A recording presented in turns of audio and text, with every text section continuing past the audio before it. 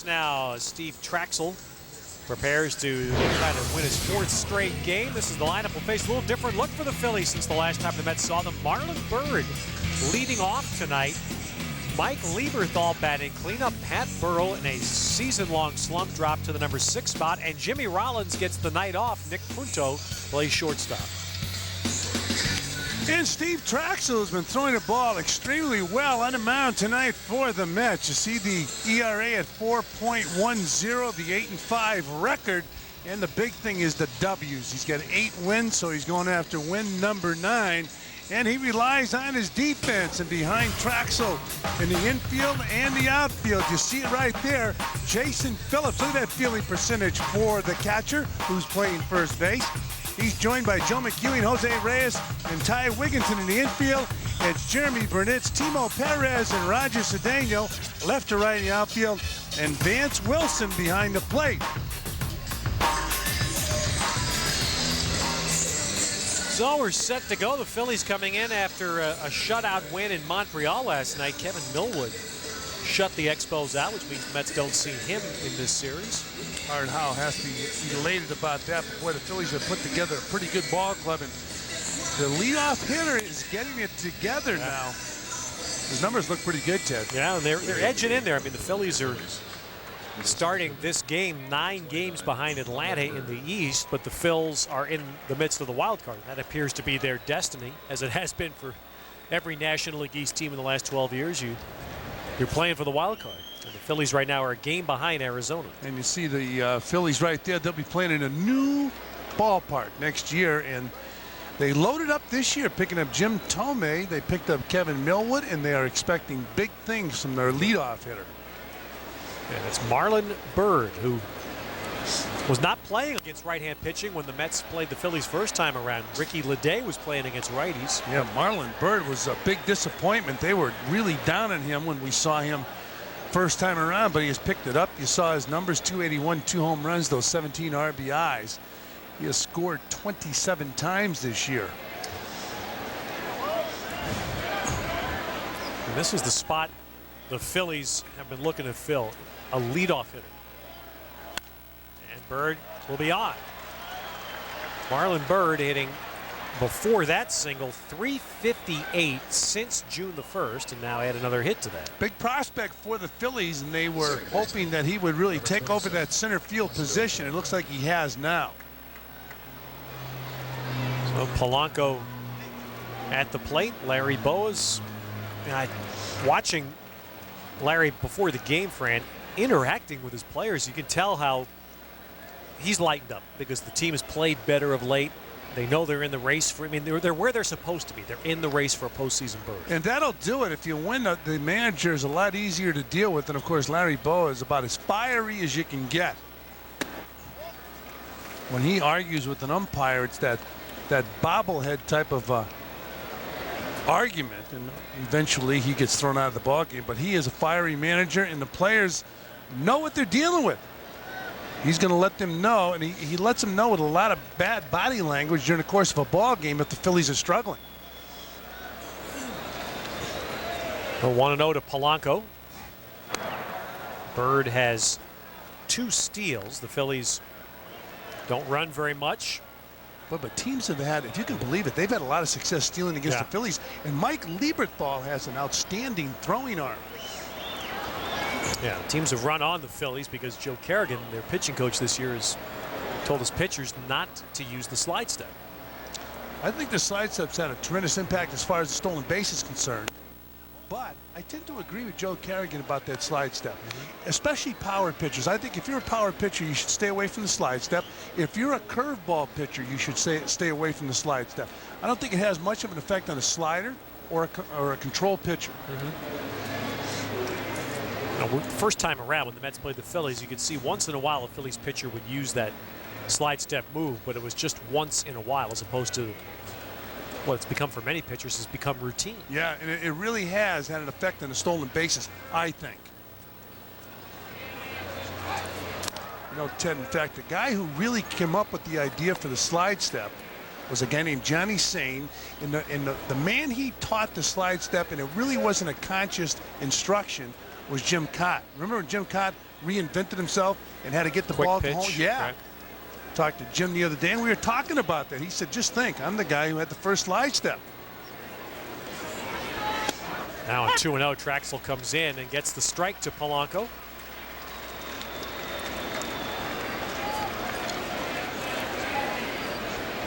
So it's an overcast night. It's a cool night compared to what we've had the last week here in the city, and breeze is blowing. The flags atop the rim of the stadium, it's blowing straight in. It looks like he's straight in from right. Maybe a little bit of a cross right to left wind.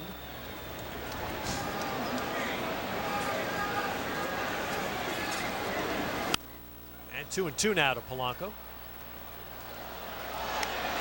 Mets took 4 out of 6 from the Phillies when the teams played consecutive weeks in late May. Tom Glavine won't pitch in this series either, so the old Brave teammates, Glavine and Millwood, will miss this go-around. You know, it's funny, you're talking about finesse pitchers. I don't think there's Millwood. I don't think that it would have a tremendously negative effect on Tom Glavine, although Tom has a good enough move to first base that he doesn't really need the slide step, but he can use it if he has to.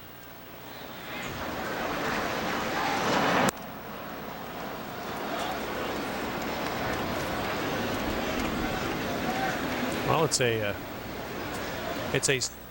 Steve Trachsel-like start to the game. Man on first, very deliberate. Very measured. And a lot of throws to first. Bird with 2 steals. I mentioned the Phillies don't run a lot. Now 3-2 to Polanco.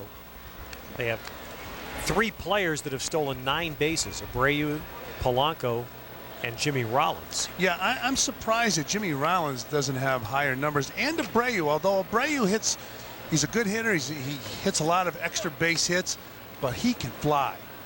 Always surprises me when a guy with real good speed doesn't have big numbers as far as the stolen base is concerned. So a payoff pitch coming here to Polanco. Bird runs, and it's fouled away. Now the National League was being questioned in the last couple of years about the caliber of shortstops, and that has been answered this year, so much so that Jimmy Rollins made the All-Star team the last 2 years, was a starter, one of them I believe, and he's not even on the team this year. With the excellent play of Edgar Renteria, Rafael Furcal. Yeah, Gonzalez in Florida didn't make the team, and he had all-star numbers. National League's going to have a little ways to go in the shortstop position to catch up with those American leaguers because of those guys that hit with power. Well, that's right. There's no A-Rod, but there's no A-Rod anywhere. That's exactly right. If you get another A-Rod, I'll want to be his agent as they check the runner at first base. Here's Jimmy Rollins, who's just getting the night off tonight. And the payoff pitch again, popped up foul. And Vance Wilson will run out of room. So a long at-bat here for Polanco. Make sure tomorrow between 2 and 3 to listen to Q1043 for your chance to win the Talk of Our Town Talk Challenge. If you call in and answer correctly, you'll win a cool Mets prize package. Be sure to listen to Q1043 tomorrow afternoon between 2 and 3 p.m. for your chance to win.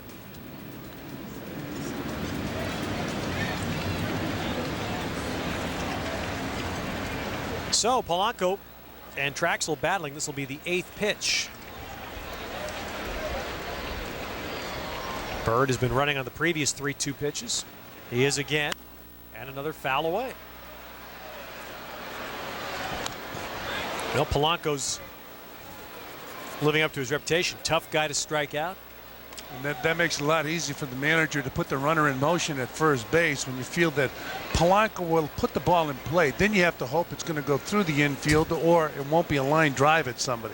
Why does it look to me like Polanco's helmet's 2 sizes too small? Doesn't it? I mean, it looks like he's having a hard time getting that thing on.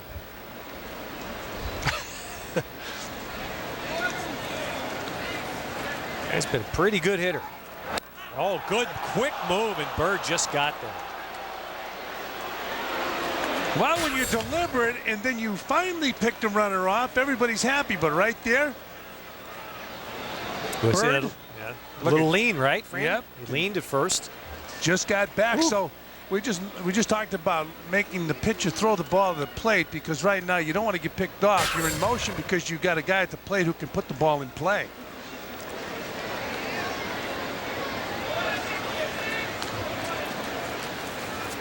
Now Bird runs, and Polanco to left center. That's going to find the gap, and that'll score Marlon Byrd. Moving with the pitch, he'll come around easily, and the Phillies have a first-inning run. So Polanco wins the long battle with Trachsel. Well, it was 3-2. You got to throw that ball over the plate. Easiest pitch in control. The hitter knows it is a fastball. So the ball's over the plate, and I'm telling you, it had a good portion of the plate. And you see Bird in motion on your right, and Polanco swinging on your left. Polanco makes contact, and for a manager, it doesn't get any better than that as Bird comes around to score, and the hitter's on second base with a double. So Polanco with the double, driving in Bird, and the Phillies are on top 1-0 with nobody out here in the first inning.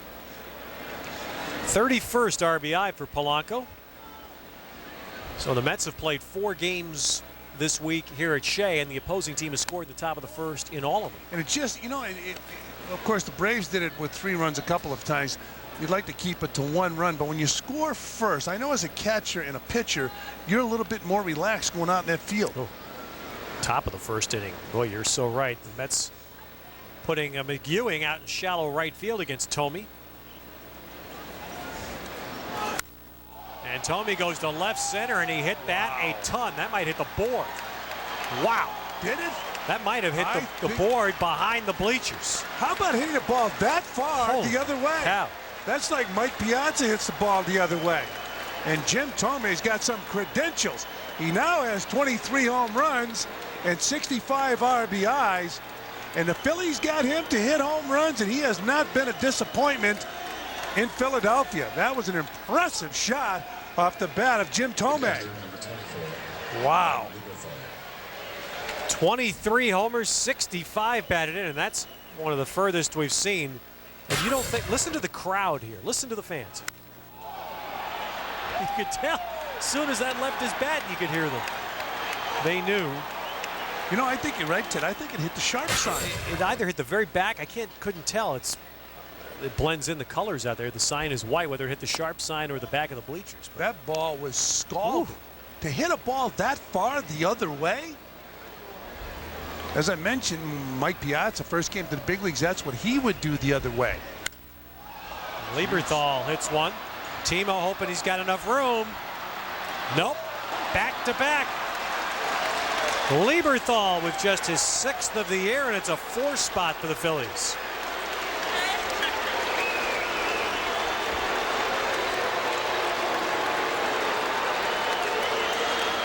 And this is coming at the expense of the man who's been the best Mets pitcher the last month. Steve Trachsel has been in a terrific stretch and a nightmare start tonight. 4 batters, 4 runs. And when you're a manager, you're hoping that, you know, this is not going to be one of those nights, but it's 4-0, 4 hitters to the plate, and your tendency is to get somebody up, although it depends on the credentials of the pitcher and his latest success. Then you're more patient. But Lieberthal hits his ball a ton. Now think about this. He hit this ball hard. He's got a lot of power and went over the 396 mark. Now think about Jim Thome's home run. Right. Which went about 60 feet further. Oh. He's a left-hand batter. So the Phillies striking quickly. And Trachsel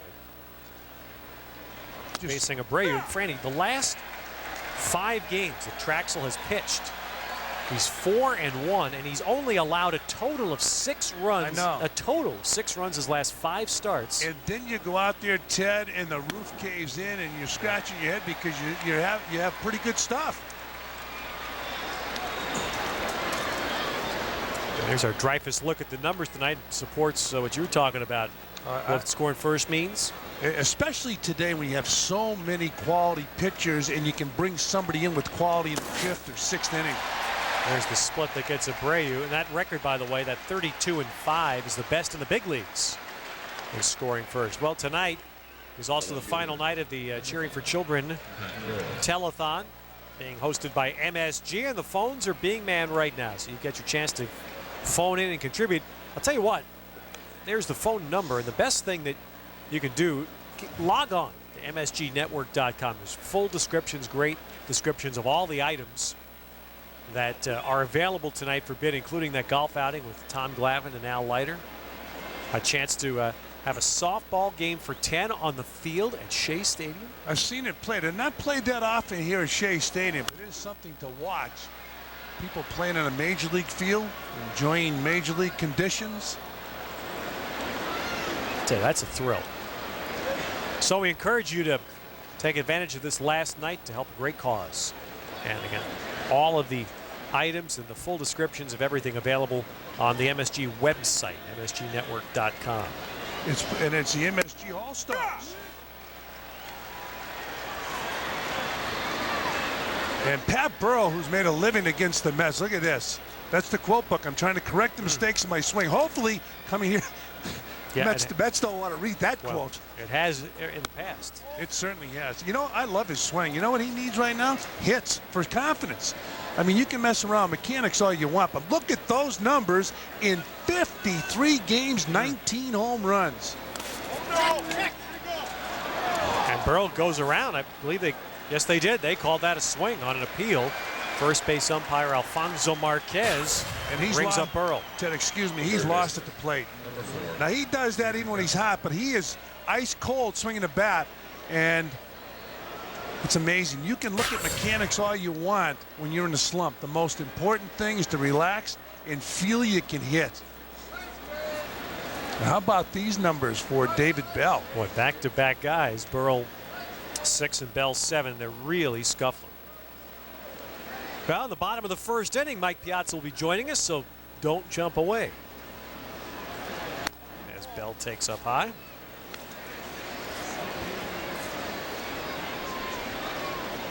Say David Bell's played a very good third base, even though his batting has been lost coming off a terrific year in San Francisco. 2-0. So the first inning toll on Trachsel. This will be his 25th pitch coming up at 2-0 to Bell.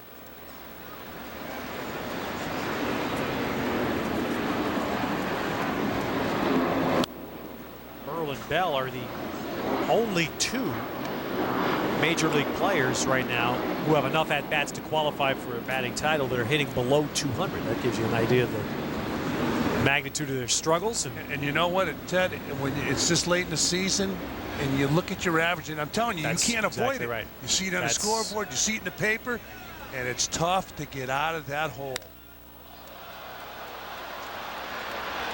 And here's Bell out to straightaway center. Timo's there, so that puts an end to the inning. A big top of the first for the Phillies.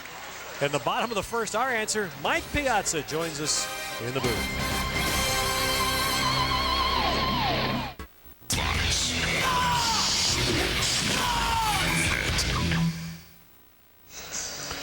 On the field, he might be able to do something about this first inning, but that's not possible right now. So here's the next best thing. Welcome upstairs, Mike. Thanks, Ted. It's good to be here. Wish there were a little better circumstances right now, but nonetheless, we got a whole game ahead of us. So hopefully we can make a comeback. You know, when you watch an inning like the top of the first inning from up here, as you did, are you calling pitches in your head?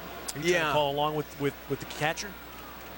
Absolutely. I think anytime you watch a game, even if you're just home watching TV, you just kind of think along and you see what hitter, hit what pitch, and it's just, it's just part of what's in your blood, I guess. How'd you feel hitting against this guy? Padilla? Yeah. He's got a pretty nasty sinker. He's tough on me. Well, Roger Cedeno out. Let's take a look at the rest of the Met batting order tonight. Timo Perez second, then Wigginton, Burnitz, and Phillips in the middle. Joe McEwing gets started second base tonight. Jose Reyes once again at short. It's a Jay Bell bat being toyed with there.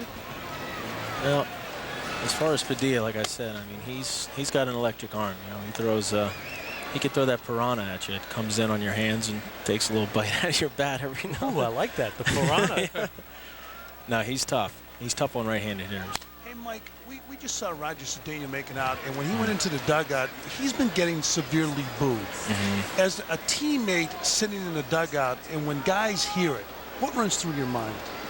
You want me to touch this one, friend? Absolutely.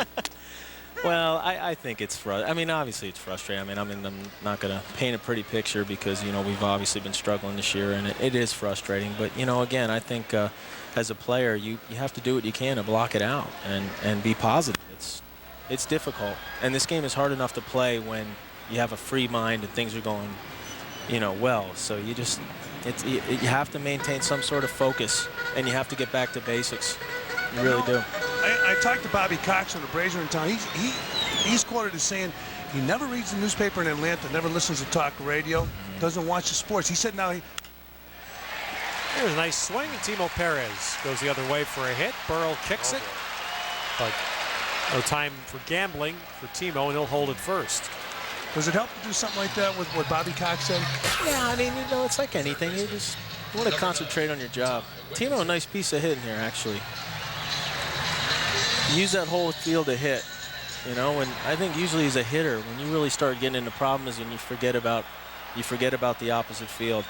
Well, I tell you, did we just see a clinic for 3 days by the Atlanta Braves on that, using the whole field to hit?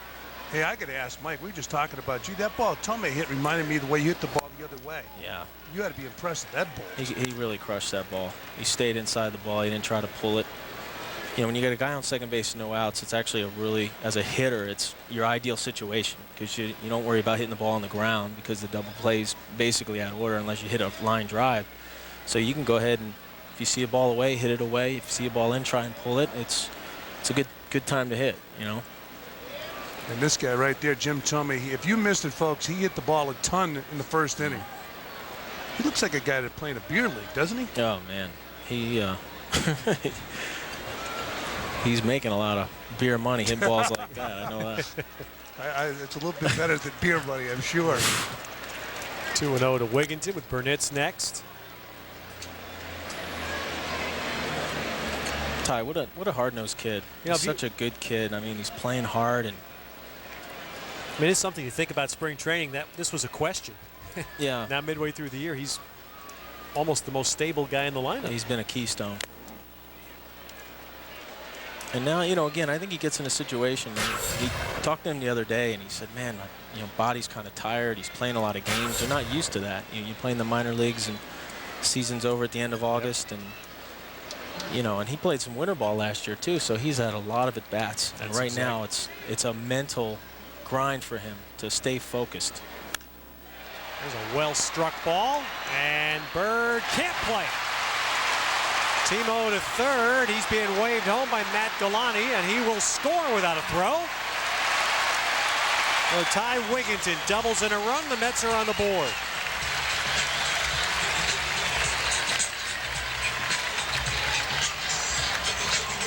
All right, let's take a look at Mike. Talk about Wigginton's swing. Nice piece of hitting there. Ball's out over the plate. Didn't try to pull it. Hit it right where it was pitched.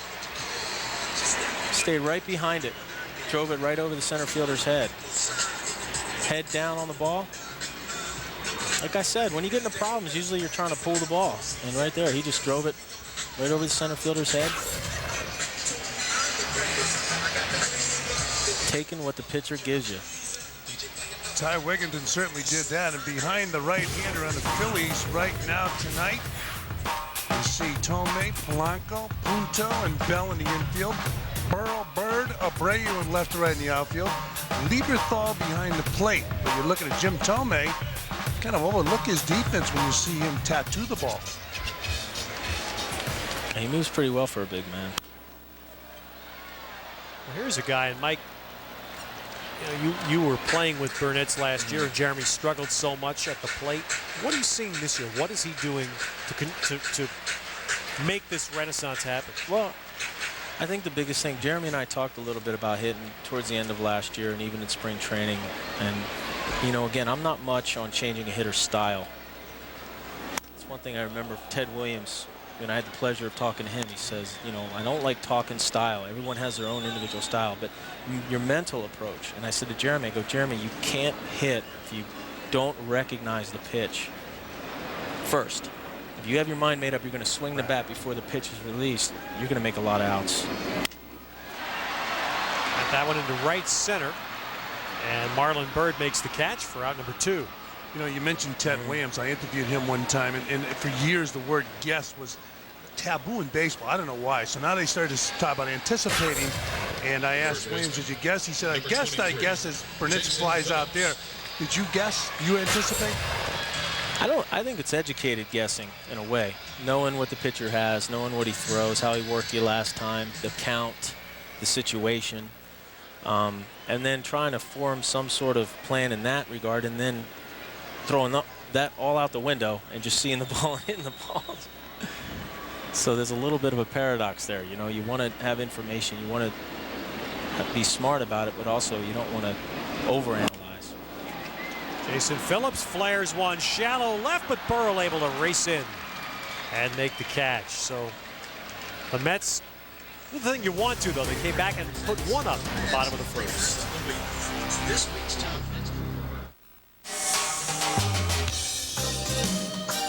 Join us on Friday, July 25th at Shea Stadium for Caribbean Night, presented by Golden Crust Bakery. See the Mets battle the Cincinnati Reds at 7:10 p.m.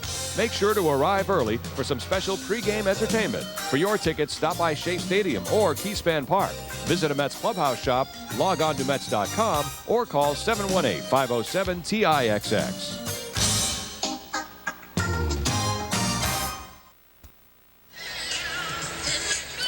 So after one inning here at Shea, 4-1, the Phillies have the lead. Mike, we're talking about this psychological impact. 4 straight games now in this homestand. The Mets have allowed runs to be scored at the top of the first inning. What you're playing, what does that do in the dugout? Well, it is. It's demoralizing. I mean, anytime, especially after a tough season, you're struggling, and then you just start to press. And this game, trust me, being up here, it's gotten a whole lot easier now. Just sitting up here, but it's not that easy. And again, it is frustrating. But you got to hang in there, and Steve's job right now is to keep the team in the game. Get outs. Well, the first pitch, and Nick Punto crushes this into the Met bullpen. I think I jinxed him there. Well, it has got the appearance of one of those frustrating nights when Trachsel's been going so well with it. I mean, pitching beautifully. I mean, he's been the ace of the team, and you have outings like this so far, and it's just obviously the timing is bad. It's fun. And Mike, and when you're sitting out there and you're calling the pitches, you know what? There's nothing you can do about it. You can't. Well, there's a thrill for a young man. His first major league home run. And here's a kid. He didn't get a chance to play because Rollins is out there virtually every day. Strike to Padilla. Down and into a left-hander. It's no man's land. Johnny Roseborough told me that. So down and into a left-hander, babe. That's no man's land. So now Padilla, who does his talking with his pitching and not his hitting. See Vance going across his body to catch the ball, and usually a left-handed hitter right up. He's looking for that ball in, pull the ball early. All right, how old were you when you first talked to Ted Williams? I met Ted Williams when I was 16. No kidding. And he was in the Philadelphia area doing an appearance. And fortunately, my father, with his friendship with Tommy, got him over to my house, and it was an amazing experience. I mean, he was he was a fanatic even at that time. I mean, he's retired for I think manager Senators in the late 60s. Manager of the year. And he literally lived, ate, drank, breathed hitting. I mean, that was his purpose. But everything he did well. I mean, he was a fisherman and a great pilot, obviously a hero in World War II and the Korean War. But hitting, he was such a scientist. That was his whole thing, was the science of hitting. How about his book? Did you read it? I loved his book. I mean, that was the first real book I read on hitting. And as a kid, I studied, his book and Charlie Lyle and all these different theories, and I just kind of developed my own little style. And, and the one thing Ted Williams always preached is you have to hit according to your style. Toward the right field line, a long run, and it falls in. And into second base goes Marlon Byrd.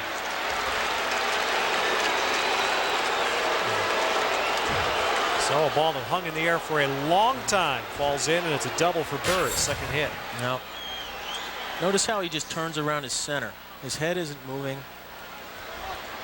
He basically was like a corkscrew. You know, you didn't see your head moving, and I think the ball's coming in at 90 miles an hour.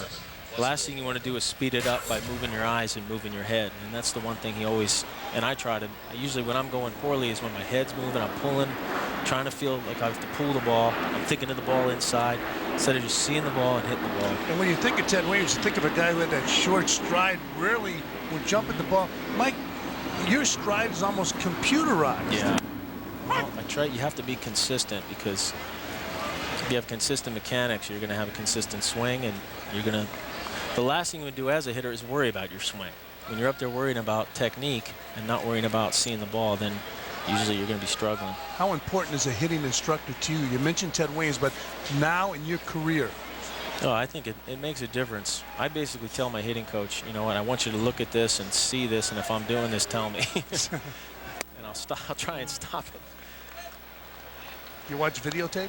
Not as much as you would think. I mean, some guys are fanatic about it. I only watch it occasionally to see pitchers, to see what they do and what they've done. But I just go by feel. So you're no Tony Gwynn, then. He was a nut. I mean, as far as he sat on his couch and watched in the offseason of how, and that was part of his hitting practice. 1-1 here to Polanco. Polanco's a tough out. He just puts the bat on the ball. Yeah. He's almost impossible to strike out. Did he ever in the first inning? He just plays pepper, you know. And not too many guys seem to do that anymore, do they? No. Nobody knows what How about pepper it? is. Explain it. Right. It's just, you know, I think it's a matter of knowing what your strengths are as a hitter and staying with those strengths, and he's obviously utilized that in a pretty good career. Left center field, that'll be a hit. Into the gap it goes. Bird will score. Polanco with his second RBI double. Same thing he did last time. And that will get a call into the Met bullpen. They're making it look very easy right now. Well, it's a shame for Trachsel, though, because the previous ball should have been caught. Everything they're swinging at, they're hitting, and it's dropping in. Yeah. Watch his swing. Just drops the bat right on the ball. Just drives it right in the gap. And it's funny you mentioned the word pepper. Players used to play it. You get 3 or 4 players out there, throw a ball, and you just hit it easy. Now take a listen. But watch his face. Till he hits the ball. Boom, right there. He's hitting that ball with every ounce of strength he has. That's it. But it wasn't until contact, before the ball hit the bat. Right there. I think for young hitters watching, Mike, very simple but so true, keeping that head still. That's what you have. If you move your head, you move your eyes. I mean, that pitch is coming in 90 miles an hour. It's just, you know, watch his face as he went into the zone, kept it very quiet, soft hands, and just as soon as the ball hit, he went. Pedro Feliciano gets the call out in the bullpen as Thome bats. And the Mets trying to see if they can get off the field here without this thing completely getting away. It hurts just as much up here than it does on the pitch. I'm telling you. All right, now Guy has just hit a ball 6 miles.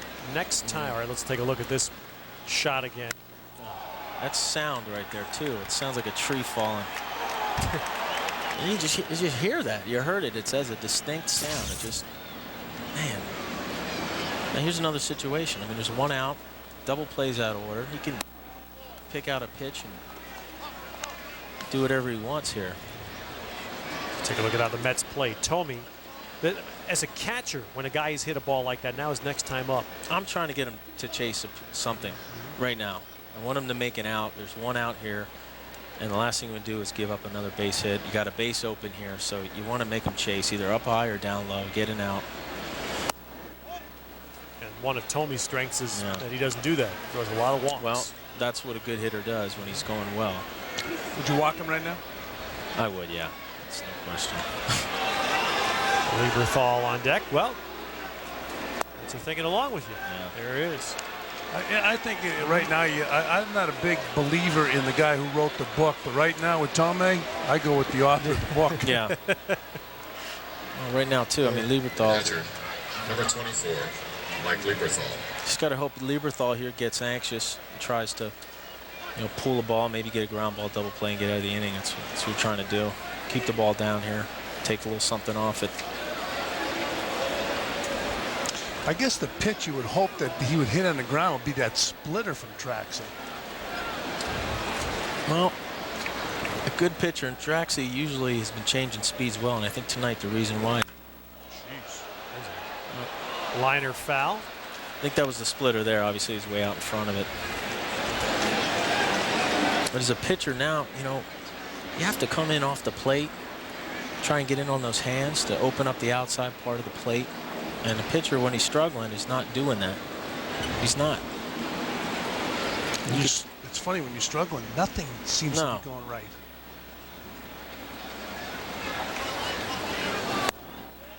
Go inside and miss. 1-1. That was a good pitch there. And he hit the target. Yeah. See Vance set up. He comes in under the hands a little bit. You don't want to make a mistake over the plate, and that's tough. I mean, if you get the guy fishing, you can get a ground ball, and I think that's what he's trying to do. I think he won. Yeah. Rule the swing 1-2. Split. See, after the fastball in, that split is going to look like a fastball.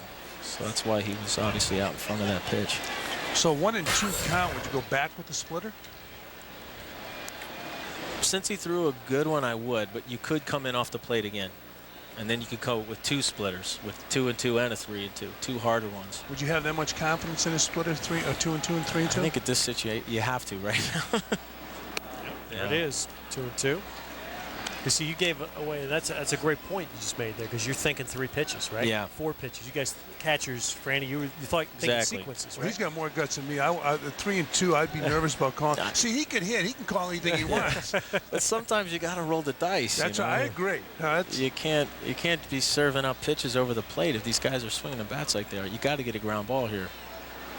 That's a good pitch.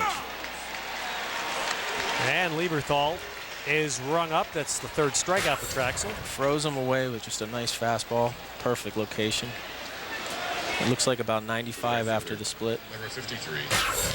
Actually, the 4th strikeout for Trachsel. So now trying to get a Abreu, get out of the inning. How difficult is it to read that splitter? From so many guys throw it today. Yeah, it's, you know, I try to pick up the release point, look at where the pitcher's releasing the ball, and sometimes you could see a little finger here, a little manipulation on the ball, but you know, if he's got a good one, you try to get it up. That's good concentration. And Abreu goes there. Fran's getting a call. That could have been Ralph Kiner. Occasionally, Ralph calls during the game. See now? Oh, yeah. This is what Mike is talking about right up there. And I'm watching Bobby this year, Abreu, and he's not hitting for the average he usually does, and that tells me he's trying to pull the ball more. And that pitch right there was a little indication of that. He's probably got good power numbers, but he's not serving the ball to left field, probably with 2 strikes. And he's such a good hitter too, because he'll see how you're working him. So if you stay away, he's gonna eventually hit the ball to left field. This will be the 50th pitch for Trachsel.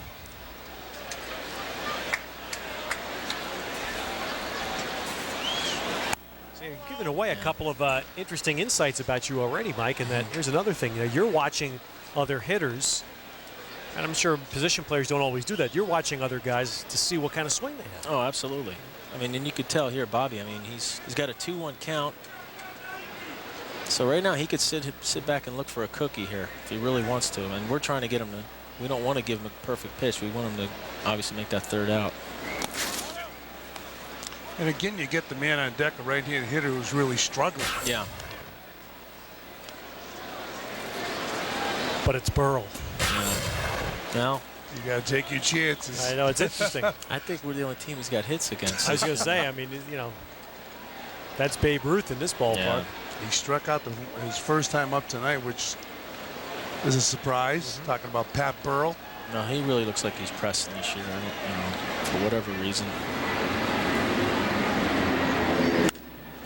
Abreu goes to left field for a hit. And they'll hold. Wow, interesting. Burnett's got to that quickly and fired in. And Polanco's held at 3rd. And I think he's asking John Vukovic why. It was 2 outs. There's Bobby here. I think it's a fastball over the plate, and he just doesn't try to pull it. That's a tough call by the third base coach. I think 2 outs. What have you got to lose? Pat Burrell. Especially the way Pat Burrell's been struggling. As you look at the runners. Polanco was not expecting that. Stop sign. Well, Burrell has a chance. Base is loaded. And 2 out. Amazing. The second half of last year, this kid hit so well. Yeah. You thought he'd arrived. It's a humbling game. Isn't it? The most. There's no sport like it.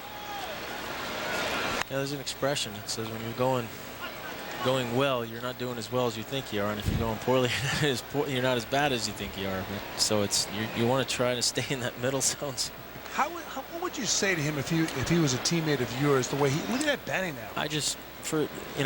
I just think he's probably forgot all about right field. He's not taking his hits to right, and the pitchers know that, and that's why they're giving him a lot of waste pitches. So you can even tell on that pitch there, he's anxious. Watch his hands, just on that check swing right there. He wants to hit. He wants to hit right here. Watch, and this ball's in the dirt. See the head of the bat almost come through the zone. And his first time up, he struck out on a bad ball. Totally. And if you're waiting there, if you're locked in, as they say, that expression, you spit on that pitch. You don't even offer at it because you're seeing the ball before it's released. Would you be more comfortable if you saw him take that ball with his hands back? Oh well, no question. I mean, and he would as well. But right here, it's tough because you have to throw a strike. You really do right here. 3-0. Burrell. You see Vance, he's trying to correct Trachsel's motion. He's done that several times. He pops up and he's waving both arms across his body. As a manager here, Fran, do you let him hit 3-0? Absolutely. You do? Absolutely. Oh. You got a big lead. You want this guy Maybe you could jump start him a little bit. Oh, absolutely. He was taken all the way. So Trachsel walks in a run.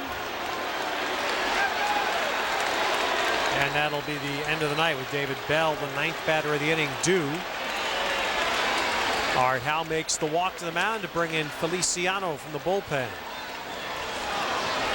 Steve Trachsel, 5 starts. Gave up a total his last 5 starts of 6 runs. He'd been pitching so well, and tonight it all explodes in a 7-run Philadelphia start.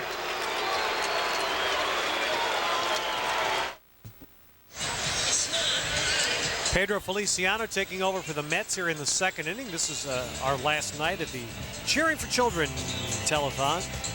And these are really 3 premier items. And I don't know, I'm shocked the MTV Music Awards isn't up there with golfing with Al and Tommy. You got to watch Al. He's got a pretty good foot wedge. Who's that, Al? Which one?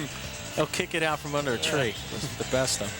What a great idea. I mean, those are 3 terrific. Have you been to the MTV Music Awards before? I've been there a couple times. They usually have them at Radio City. They're fun. Right. It's a good time. I went there. I wore a suit one time, and I was the most overdressed guy in the place. Everyone's wearing jeans and cut-up shirts and bandanas, and the jeans have to be hanging down around the knee too. Yeah, everyone's Eminem was dressed in a T-shirt and it was faded jeans, and I was wearing a suit. I was like, man, I feel like a dork. All right, Pedro Feliciano, whose last outing in long relief was a pretty good one over the weekend in Cincinnati. Will try to get the Mets off the field here. Trachsel will want to go in, I'm sure, and shower up as soon as he can and try to put this one away. David Bell flied to center his first time. Well, he's got to feel some pressure at the vet in Philadelphia. Yeah. They picked him up to, of course, it's tough to replace Scott Rowland. Yeah, Scott Rowland was, without a doubt, I think the best feeling third baseman I've ever seen. I agree. There's no question. I mean, what an athlete. I've never seen anybody make plays like that. He had the best range for third base. He's unbelievable. It just... But you know, you think about pressure. You talked about playing the game relaxed, Mike, and how Burrell looks like he's pressing. And you think of 2 third basemen. The 2 third basemen who signed big free agent contracts over the winter were Bell and Edgardo Alfonso, and they're both way below their normal standards. You wonder if they're trying to live up to those, if that's part of the deal. You know, again, I think that's definitely part of it. as a player in that situation, you have to try to concentrate on your strengths, and I think David's really steady in the field. You just want to make all the plays. You have to try to see some positive in it, and I think as a team, obviously their team's doing well. You know, they're hanging in there, and the last thing you want to do is let your hitting creep into your defense, and right. defense creep. So you have to try and maintain separation as a player, and I think if he's making the plays and driving in some runs here and there and getting some big hits, I mean, you could be hitting 200, but if you're getting clutch hits, nobody really cares what your average is. It's funny, don't you think, Mike, and I know you said that you try not to let it happen, but when you struggle offensively, it's almost impossible not to let it bother you. Well, it's easier said than done. Yeah, oh boy. But you have to focus. I mean, as a catcher, you know as well. You take an 0 for 4 and 0 for 3, you got to get behind that plate. In a 2-1 game, every finger you put down means something. Especially to your pitchers, because they'll watch you. Fisted ball out to Reyes, and that puts an end to the inning. But the Phillies put 3 more on the board. Mike Piazza continues with us, 7-1 Phillies. Well, Vicente Padilla's loving life right now. 7 runs in the first 2 innings. Go get him, big boy. Just get outs. Yep. That's what your manager's saying. That's what you want him to do. Mike, all right, let's talk catcher on catcher. You've had a chance to watch Vance and his first opportunity to play while you've been out. How do you feel about what he's done? I think Vance is a tremendous catcher. I think if you're doing a textbook on catching, you just watch him play. Vance has a great setup, just a tremendous release. And when you watch him throw the ball to second, he's got such nice carry on the ball. And it's almost like what the theory I bring to hitting, he takes to catching. He throws the ball, he just has release, gets the ball in his hand, and has beautiful carry to second base. Never rushes, never makes a bad pitch, never makes a bad throw down there. Have you had a chance to talk with him? You said how you've talked with guys about hitting. Have you talked with Vance much about catching in the job since he took over? I think personally, because our body types are so different. You know, he's a little more lower to the ground. His center of gravity is a little, and his footwork is so technical. But I watch him and I try to learn from that. And usually, when I'm going poorly, when I'm throwing, I'm standing straight up, and, you know, and not getting a good grip and throwing the ball poorly. And when I'm throwing the ball well, I'm just doing what I'm doing hitting and keeping my head still. And Vance does it all the time. So what about your confidence in throwing? Well, confidence is everything. I mean, yeah, you make a bad throw and you rush, and next thing you know, you're thinking, you know, I mean, it's just natural. You have to try to maintain your focus. It's the only word I can say. All right, coming in, Thome's going to take this one.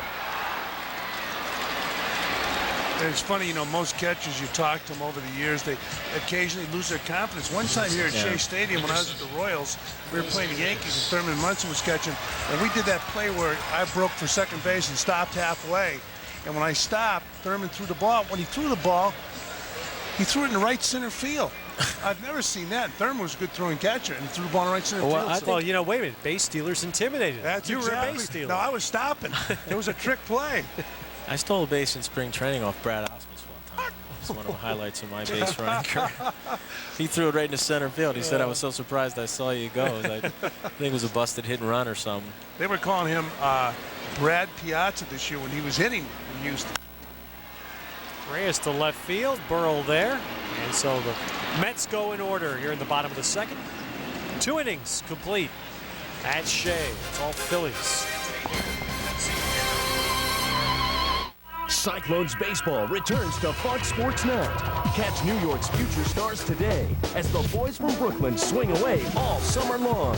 The Cyclones host the Auburn Double Days, Sunday at 5 on Fox Sports Net. Well, folks, the finish line stats are brought to you by OTB.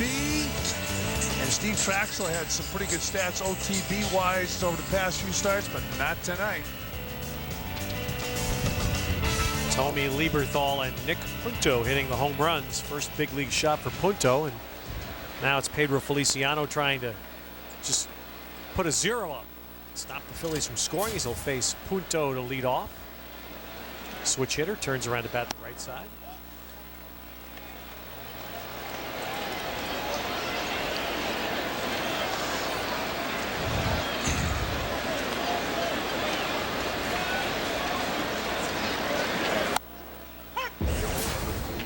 Let's take a look at this young man's first career home run. No doubt about that one. I wonder if he got the ball back. Put it in the trophy case. My first big league home run is off Steve Reed. Is that right? Yep. Did you get the ball? 92. Yeah, I got the ball. Was that in San Francisco? No, it was at Dodger Stadium. Yeah. Yep. Off a sidearm and funky right-hander. Yeah, I always busted his chops last year about it. Speaking of Dodgers, do you talk to Tommy Lasorda much? Yeah, I see Tommy occasionally around the holidays. He usually gets back to Norristown, and I'm there to see my family. And what bunch of stories Tommy has! Oh my goodness! Anybody who knows Tommy's. You're talking about confidence in fielding, and I remember. One hopper to Reyes. It's a pretty good arm right there. Do you love the way Reyes throws the ball? Yeah. Right Oh, he's got a from great that arm. year. All right, tell me what you're talking about. I just remember he told me one time that they converted, I think, Pedro Guerrero to third base, and he's been having trouble, and he was struggling with errors. And Tommy said, well, what are you thinking about before the pitch is thrown? He says, don't hit the ball to me. Don't hit the ball to me. And he goes, well, what's the second thing you think about? And he goes, don't hit the ball to Steve Saxon. Because Saxon was having that throwing problem from second base. He just has all kinds of stories. Well, you know, obviously knowing Tommy as well as you do, Mike, you can appreciate it. I had the good fortune of being around the 2000 Olympic baseball team. Tommy's last job managing, which was generally a bunch of young minor league kids that were somewhat in awe of Tommy. You know, they'd grown up watching this guy manage, and Tommy didn't quite know all their names, but I'll tell you what, he was such a great positive influence with those kids. They bought his shtick. They bought it. Ben Sheets got married right after that. He invited Tommy. Tommy had to go to the wedding. I mean, really, they became very, very, it was a wonderful thing to see. I tell stories about Tommy, and it was so funny because today a lot of guys just don't believe the stories. And he was so funny. Padilla's out on strikes, 2 down. It's a backdoor hook. The center Advance. fielder, number 29, Marlon Burke. Catch the ball. That's it. Okay, best office visitor you ever saw in Tommy's office? Man, I don't Anybody want to go that there. really shocked you? You know, it's almost impossible to nail it down because you saw everybody in there. Don Rickles. Yeah. There you go. That's some good names. Wow. I mean, and his office at Dodger Stadium when I first came up, I mean, it was almost like you didn't know it was part of the clubhouse. You thought it was almost like a entrance hall to the stadium or something, because anybody who went to the game was in there.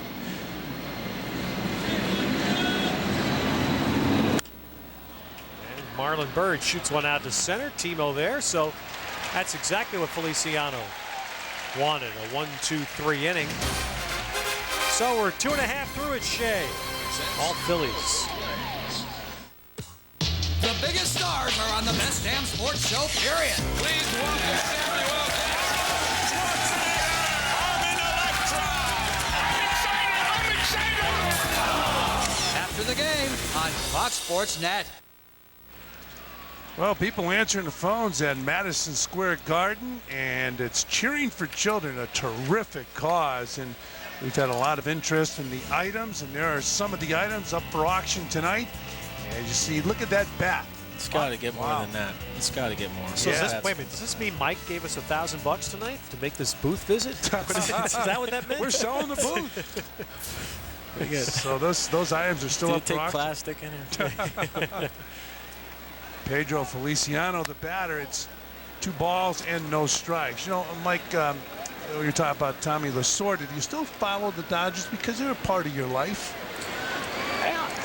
That's from a standings standpoint, and then from scouting. Yeah, but you know, it's amazing. It's you just sort of. I think the first year you are a little bit more attached, and then you slowly become detached. It's just natural to follow your team. I remember when Robin Ventura first came over to us, and we were talking about our former teams, and he said, "Oh, that they're in this city, and then they're going from there," and we just started laughing. And you're like, "Oh, you need to let Chicago go." Mike, truth serum, come on. You follow the Marlins. Admit it. Do I follow the Marlins? Follow the yeah, Marlins. a lot more than you would think. Those guys drive me batty. They got some guys that can run on the team. But well, that was an interesting stop. Yeah, you stayed there a long time. 11 days. It was fun. How about this leadoff man to the Mets? All right. Take a look at those items, and let's take a look at that autograph Mike Piazza bat. Already it went up. All right. Already. I called it in. I jacked up my own bat. Now that's one of your gamers, right? There you go. $850. Some great items there. Watch Mets batting practice. I might bid on the Namath football. That's pretty cool. Joe Namath. The first guy I was told to do very well. Well, really made big money off of commercials was Joe Namath. Joe. And the Broadway second, Joe. And the second was Tom Seaver. Matt Marola, his agent, and then he represented Reggie Jackson. Roger Cedeno, the batter. Mets have a runner on first base. Speaking of commercials, you're all over the place. Yeah, they're fun. As an athlete doing commercials, that's just bonus to me. That's like gravy. You know, it's fun. It's fun. You did some acting and one a it was little terrific. bit. Yeah, they're fun. I mean, you know, I never thought, the way my career has gone, I never thought I'd get an opportunity to play baseball. I don't know, to do commercials. So. Fran, do you realize what is at stake tonight? We're trying to live up to the standard set by Alf. I know. Okay. I know. I was thinking of that one. I'll tell That's a you, little better co-stars, actually. that was a cute commercial. They're fun. I mean, that's why people ask me about them all the time. They are so much fun, and as long as they ask me to do them, I'll do them. Cedeno Sit moves the down. ball foul. It's good to see Roger going the other way a little bit. You know, I think the first out he made, he just trying to stay behind the ball, hit it where it's pitched. See how Rod just pulling out a little bit? See that right there? His hip's already in the dugout, and you know he's pulling away and trying to hit the ball the other way, and just he's been such a rut because he's been pulling off the ball so much, and when he's playing well, he runs and just like that. You know, this gets out of play. Okay, now you played here with Roger in '99 when he had the terrific year. What do you see? Is there a difference? Well, just watch his head and watch his hips and see now. Go back and watch his hips again. Exactly. Right here. I mean, Roger can run. He has no business pulling off the ball like that. He's got to keep his head down. He's got to drive. Chris Chambliss said a great expression. He says, "Look away, adjust in." Well, he gets a fly ball left field. Does Burrow catch it? Yes, he does. Feliciano hustles back to first base. So one man gone. Here in the bottom of the third inning, the Mets need 6 runs to tie this baby. You know, his intention is good, but I think the technique right now is just not there. And if he was staying on that pitch, he would drive it instead of kind of flip it out there. You see how he did that? You know, it's funny, Mike, and watch him. It's almost like he wants to run out of the batter's box. Yeah, and, you know, again, he's trying. I mean, I know that doesn't say much, but he's trying to hit the ball the other ways, and he is pressing. And, God, and I know he was brought here to lead off and be a table setter, and, you know, he's frustrated. I mean, it's definitely not fun for him. I mean, you know, Roger's a sensitive guy, and, you know, I'm not trying to get anybody to feel sorry for him, but I'll tell you, he's trying to adjust, and I think it's just tough because you're like a fish out of water sometimes, and you just don't know. You don't know what to do. You're kind of just stuck in the mud. I mentioned this the other night, Mike, which was astounding. Roger's actually got a higher batting average here this year than he does on the road, which shocks me, given given the reaction he's getting every time he steps on the field. Well, again, you know, I just try to see him. I'm seeing him trying to do things, and it's just, you know, his heart is in the right place, and he's just not quite getting the technique down. And there you go. There's Cedeno's split. But, you know, you think, look what Burnett's did last year. And how Jeremy's turned it around this year. Oh, it's true. And, you know, again, I think Roger needs to go back to school, kind of get in the batting cage and work with someone who knows the swing. And Timo Perez drives it. Base hit. Feliciano on his way to third base, and the Mets have runners on the corners here in the third inning with 1 down. Hey, watch this. Timo just drops his hands right on his pitch here. But Feliciano runs here like he's actually done this a little Yeah, bit. look at that. Getting on his horse right here. Look at that base running. First to third. That's nice, huh? Look at him. He's excited to be out there. That's what you have to do. I mean, even though the score it is, you got to motivate yourself and get out there and have some fun, enjoy the game. And it looks like Timo's getting a swing going a little bit. Timo is, you know, look, you watch his hands. Timo's a hands guy. I mean, he just drops his hands right on the ball. Ty Wigginton takes inside. Ty Wigginton, one-time catcher. Yeah. Ty can do a lot of things on the field. Timo right here, I think is a breaking ball. Watch his hands. Stay back. Poof, just drops it right on there. Head on the ball. Doesn't try to do too much. So runners on the corners. Wigginton fouls it off. 1 ball, 1 strike. How much do you miss it? You do miss it. I mean, you really, I think as you're going through it, you take it for granted. And when you're away from it, there's no question about it. It's like, man, part of you is gone, you know. And I'll tell you, that's the only positive thing about being hurt is you do appreciate what you do, and it drives you to get back out there. You ever fear it being over? Well, eventually you know it's going to come to that. You just don't think about it. Yeah. It's kind of like thinking, you know, about death one day. You know, We don't want to think about yeah, that. totally. Yeah. You know it's going to happen eventually, so you don't really worry about it. You just say, hey, it's part of life. And there's a bounce in the third. They go to second for 1. Over to first. Double play. I tell you, that was a nice double play by the nice Phillies. turn there. Yeah, that wasn't easy to do, but they did it. Congratulations. And they have a 6-run lead as you look at it again. Phillies on top. We'll be back. Welcome to the League of Extraordinary Gentlemen. Perfect. Critics are calling LXG the most original action-adventure movie of the summer. That was naughty. It's extraordinary. Cheers. A fantastic adventure in the style of Raiders of the Lost Ark. Let's put it to the test. Whoa. Dr. Jekyll, I just saw this. Sean Connery is in a league by himself. The game is on. Finally, a ride worth taking. Care for a spin. The League of Extraordinary Gentlemen. Rated PG-13. Tomorrow only in theaters.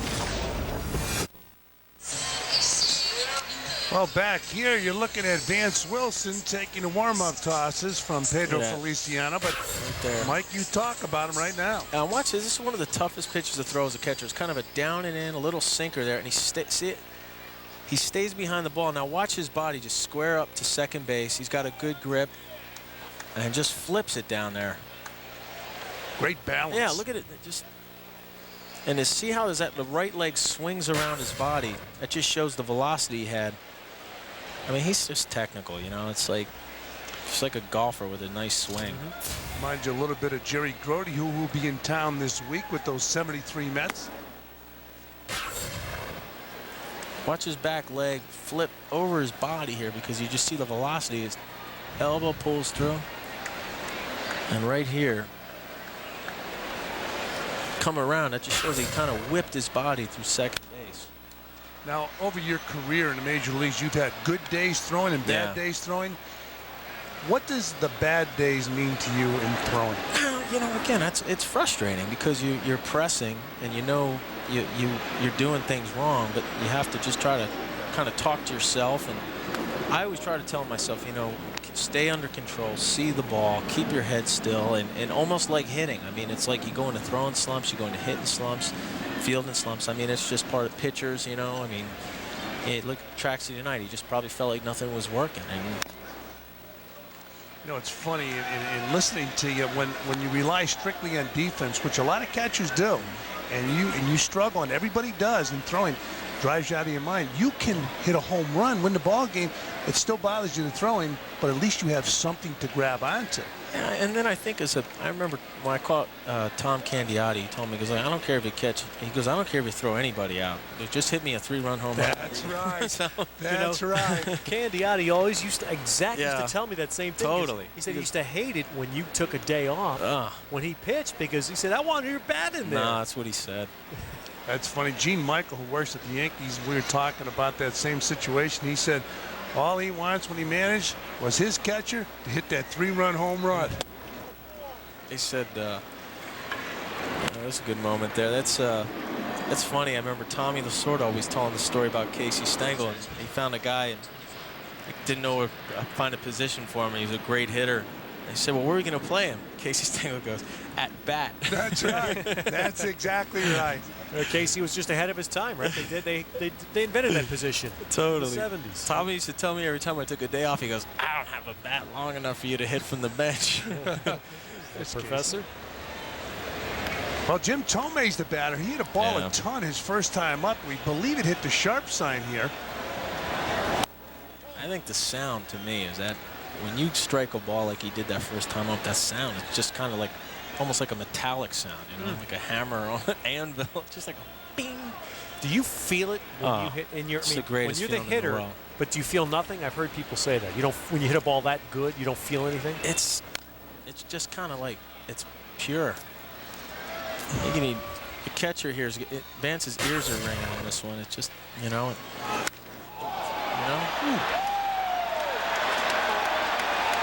It's just kind of like I said, it's just a pure sound. And as a hitter, you feel it. You feel your bat bend almost. It's And very few guys, Mike, outside of yourself, and tonight Jim Thome, can hit a ball as far the other way as they do when they pull it. Why? I think it's keeping his hands close to his body and staying inside the ball. He did it there. He hit a line drive base hit. So the Phillies now have runners on first and second with nobody out here in the fourth inning. So far, early in this game, it's all Phillies. What pulls his hands in, and that back elbow goes right into your pocket. See? Well, that's great. Right there. Didn't try to pull the ball. I mean, it's so much easier said than done. I mean, you could talk up here, and I could see it, and I see it now. But when you're in that box, and you feel like I said, a fish out of water sometimes, it's you really have to try to discipline yourself to get back to basics. Do you feel you still dominate hitting the ball the other way as much as you did when you first came up? Well, I know before I got hurt, I was swinging the bat probably as well as I had in a long time, and that was because I was hitting the ball the opposite field. But like I said, I mean, because I've been pitched inside so much the last couple of years, the negative to that was I allowed myself to become pull conscious and feel like that, you know, as a hitter, when they're trying to jam you, you sometimes get stubborn, and then you start pulling off the ball and you start thinking in there, and then that'll open up the outside corner instead of just saying, hey, you know what, I got to lay off that pitch, because that inside strike is the toughest pitch to get called. No question. He's got to make a perfect pitch in there to get that strike. But it is funny how you can almost put a guy in a slump if you bust him in, bust him in, bust him in. Then he starts pulling that front shoulder. That's the first to go, and that's when your average starts going down the wrong direction. Hey, Mike, let me ask you quickly, since you referenced strike zones. When you were playing this year, did you notice these cameras here at Shea? The QuestX stuff? Did it make an impact to you? I haven't, and again, I think I've seen a little bit of the game kind of change over just naturally with the changeover in umpires. Because when I was a rookie, I mean, you had your Paul Runge, you had your Terry Tate, you had these guys who you just knew, and their strike zones were somewhat consistent, whether they were a little larger or a little smaller. And now the crews are a little bit more just scattered. So you don't really, you know the guys, but you know they can go from American League game to a National League game, and I don't think that's bad. Yeah, and I think it's good. I think they work hard and they try hard, and they're professional. They really do. And I think it's tough because you know they have this new system. But as a hitter and as a player, you can't worry about that. You see what I mean? You can't worry about the quest tech. You can't worry about a guy's zone. I mean, usually they're not that far off. Can you tell he's a hitter? Yeah. Well, no. That's a good hitter's answer. I mean, in 10 years, I was thrown out of the game one time because I was upset. How'd you get thrown out? What'd you say? I was just mad because, you know, I mean, I thought it was a ball. No, you can repeat it. Go ahead. No. Where was that? I think it was in Florida, and a guy threw the ball, and I thought it was about 6 inches outside, and I looked at the tape because there was a monitor right there. Yeah. It wasn't a great week, and he was the victim of my frustration. But like I said, I think the thing you have to just is put that out of your head and just play the game. This should be a 6-4-3 double play, and it is.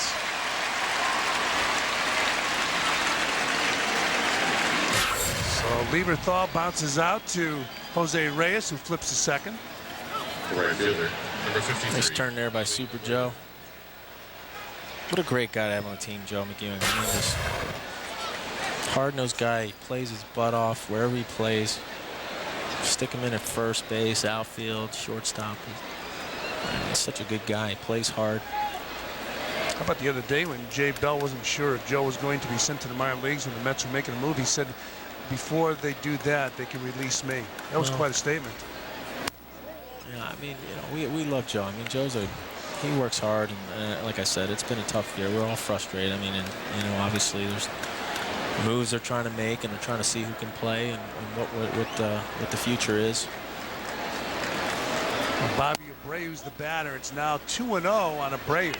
So, Mike, at your point in your career, how do you feel about that? How do you feel knowing that there is going to be, you know, by the time the Mets go to Florida next spring, I mean, it's a chance it could look drastically different. Well, again, I think as a player, you're always in the back of your mind is the long term, but I've been fortunate enough to keep my focus on the short term. And obviously now you don't want to come back, come healthy, come back. You know, that's the short term priority. I mean, I just, who knows? There's so many things that can happen, and you know, it's funny when the trade deadline comes and guys are talking about trade wins and this. I mean, you don't know. It's just, you hear rumors and it's tough to comment on it. Obviously, Robbie, now that he's in Chicago, I mean, Jeremy Burnitz is a guy that we'll hear it in the next couple of weeks. How do you really know? You don't know until it happens. 3 balls and 1 strike now on Bobby Abreu. Bobby there. Is this a strike? Yeah, it got the corner. Got the corner. Like a strike to me. Bobby didn't think so. Fouls it back, so it's 3-2. You know, you talk about trade rumors. When I was at the Giants, there was a rumor Willie McCovey was coming to the Mets. So one of the players went over and said, "Hey, Stretch, did you hear the rumor that you might be going to the Mets?" He said, "Hear it? I started it." Yeah. It's part of the allure of the game, you know. I mean, everyone talks trades, I mean, that's part of the fun part about the game. But as a player, again, you can't afford to get wrapped up, and you don't know. Things change overnight, and you know, obviously our organization is going through a transformation, and it's going to be interesting to see. There are bright spots. Ground ball is short. Reyes, he throws a one-hopper, but how about the catcher? Phillips makes the grab. That's a super play by a catcher at first. We'll be back. Oh, look, it's the guy who falls. Fall now. Oh, I don't really do that anymore. It's not like I got that insurance. What insurance? Aflac. They pay you cash if you can't work when you get hurt. Not that I ever do. Aisle 5 under lingerie. Price check.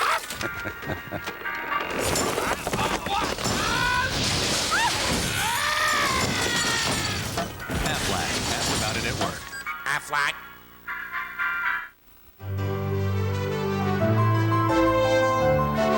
It's been 30 years since that magical Mets season of 1973. Be with us at Shea when we celebrate their 30th anniversary on Sunday, July 13th. Special guests will be on hand, and the first 40,000 fans will receive a replica of the 1973 yearbook, courtesy of Chase. For tickets, call 718-507-TIXX or log on to Mets.com. Jeremy Burnitz, it's a bullet foul, but the other night he hit a long ball the other way that impressed everybody here at Shea Stadium. It was opposite field. And look at this. Whoop. Well, that wasn't Jeremy. No, this it is wasn't. Jeremy. Staying behind the ball. He crushed that ball. And, you know, again, because he didn't try to pull it. And that's rolling over right there. And that's a 4-3. And that happens, as Absolutely. Mike mentioned, with that rollover to top hand. First baseman, number 23, Jason. Oh, there your right elbow was in there. Put it in the back pocket. Yep. Drop the hammer. We had one the other night, a shot of you on the road somewhere where you had your arms fully extended hitting a ball out. It was amazing. Yeah, it was The amazing. ball had to be 6 inches off the plate, probably. Yeah, well, sometimes you have to use plan B. We got to get that shot, because I'll tell you, when they showed it to us, we didn't believe them. Well, again, I think you want to focus. You want to focus on your approach, and again, as I'm hitting it, the head is behind the ball. Pull the hands across the body. That's where the right elbow is. And there's Burnett's left elbow, same place. You know, and then you compare that, like I said, with Roger, the fact that his body is flying out, and it's just so tough to hit that way. How do you correct it? You just do it. Yeah, really. I remember I was at a clinic one time with kids, and some kid asked me, how do you hit a curveball? And I said, well, you do this. And I said, I don't know, I just do it. This is popped up, and Thome makes the grab. You know, Yogi Berra, Bill White one time said Yogi Berra is the best hitting instructor around. He said, see the ball and hit it. Yeah. I asked Bill Madlock one time, I said, hey, how do you hit a curveball? He says, don't miss the fastball. That's right. That's a great explanation. And Bill Madlock, 4 batting titles, and not even a sniff for the Hall of Fame. That's surprising. He had, I think, his hands separated a little bit, like an inch or two. Yeah. And they told me when he used to practice that he used to get a machine and put it on about 90 miles an hour and hit from about 25 feet and just kind of just buggy whip the bat, you know, just get it out there and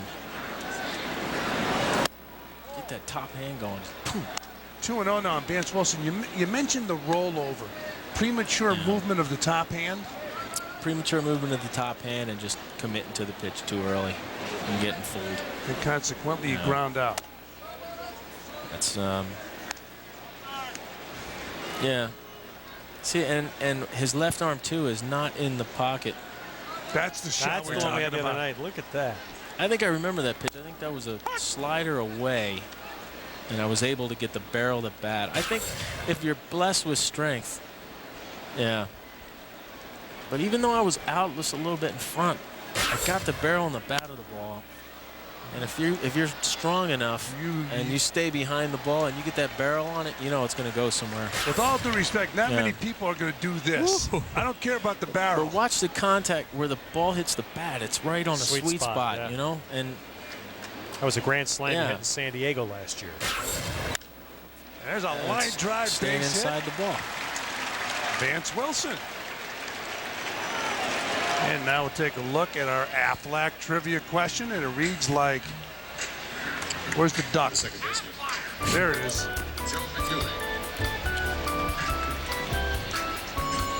All right, who are the 3 Met relievers to pitch in more than 75 games in a single season?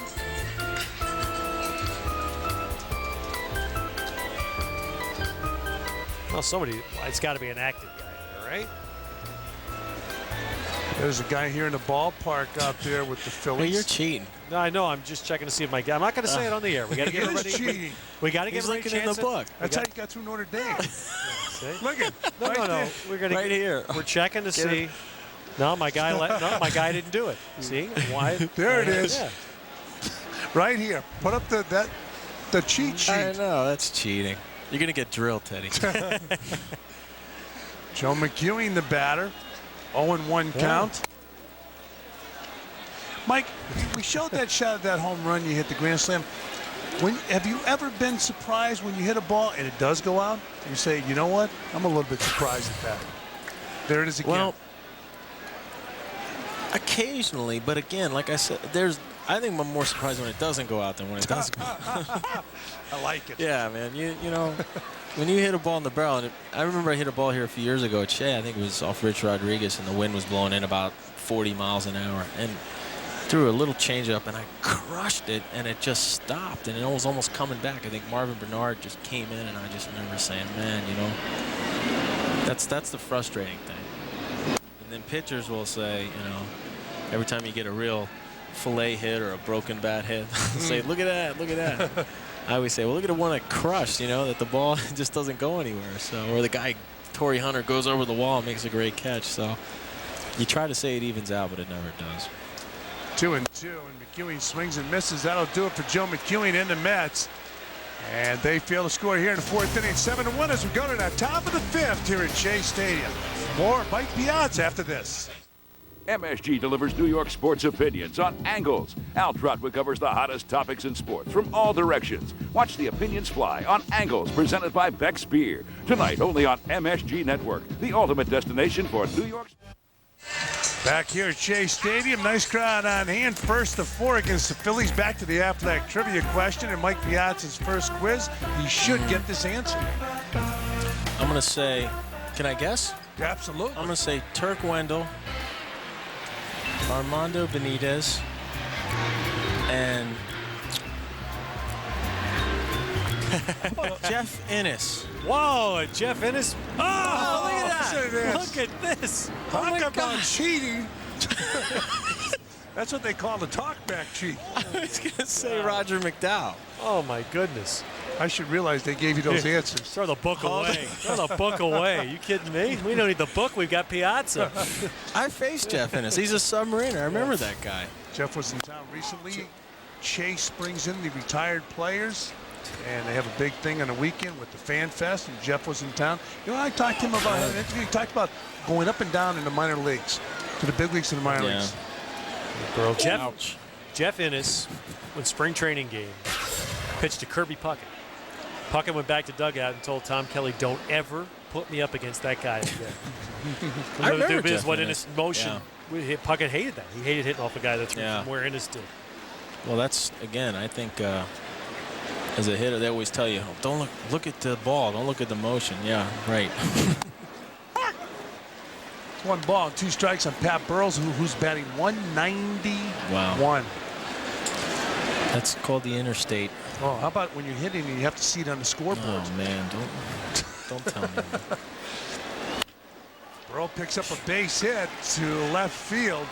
So the Phillies have a base runner here at the top of the 5th. Let's go back to our Cheering for Children charity, and there are some more of the items. Fran, I got to tell you something. Mike knows because he's been there. Yeah. Do you know what my kids would give to be able to go to the MTV Awards? How about it? And you can't buy those tickets. I mean, that is some item. Well, you could be sitting next to J-Lo and Ben. They think who knows where the seats could be next to, right? Who cares about Ben? Well, that's true.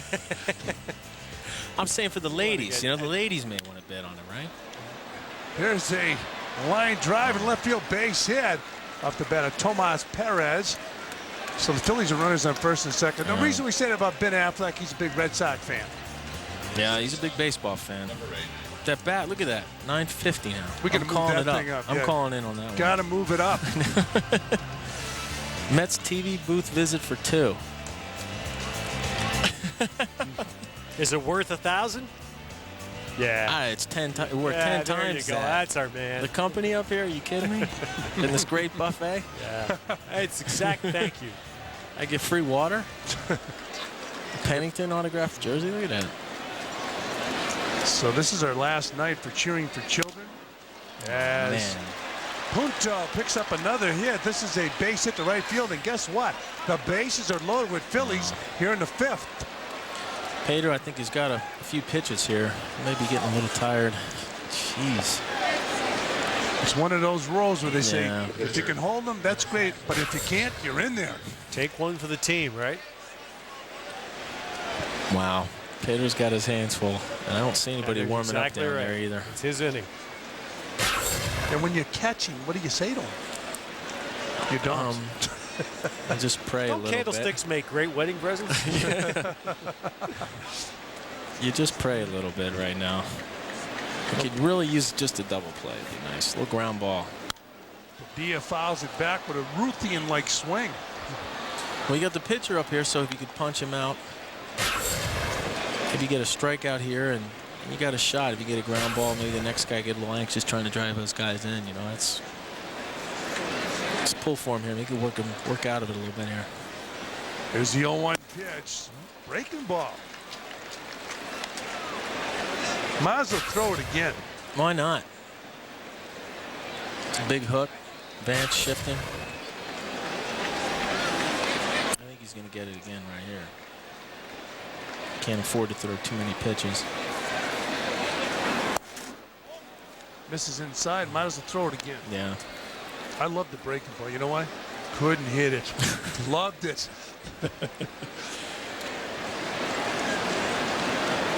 That's Tommy's line. Every time we went over the scouting report, he said, put this guy on a steady diet of breaking balls. That's it. I bet Tommy couldn't hit it either. Oh, but he could throw, though, right? Yeah, exactly. Tommy could throw the good breaking ball. He'd come in, he'd say, what that guy say? New York Mets baseball brought to you in part by the most respected, honored, and heroic 4x4s out there, only in a Jeep 4x4. By Compact Presario from HP. And by Meineke Car Care Center. For your auto service needs, visit Meineke. Right service, right price. So bases still loaded, 1 out. Hey, you know, speaking of Tommy Lasorda and diets, and he was on a Slim Fast, rumor had it your dad worked that deal for him. That was some segue there. Tommy Lasorda and diets. Tommy Lasorda and diet. But your dad, from what I understand, I think he. Yeah, I know Tom and my dad pal around a lot, you know, and my dad's got a pretty good business sense, and I think just a little bit of consulting. I don't know if he cut the whole deal. Your dad's had great business sense until he met Charlie Samuel. Oh, no, huh? He lost that deal. And then he wanted you to help out. Yeah, I ain't helping out. No, we all helped out with Charlie. That was fun. And we're happy for Charlie, too, and I think it's good to see him, exactly right. Guy lost 100 pounds. He's keeping it off. That's a bet you don't mind losing. No, not at all. I mean, Charlie's a class guy, and he really takes care of us. So now 2 balls and 1 strike on Marlon Byrd. Double play, be nice here. 2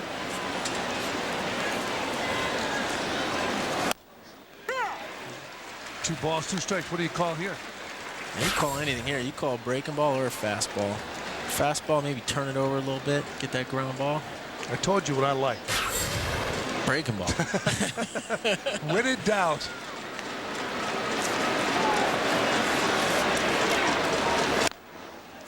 He fouls it off.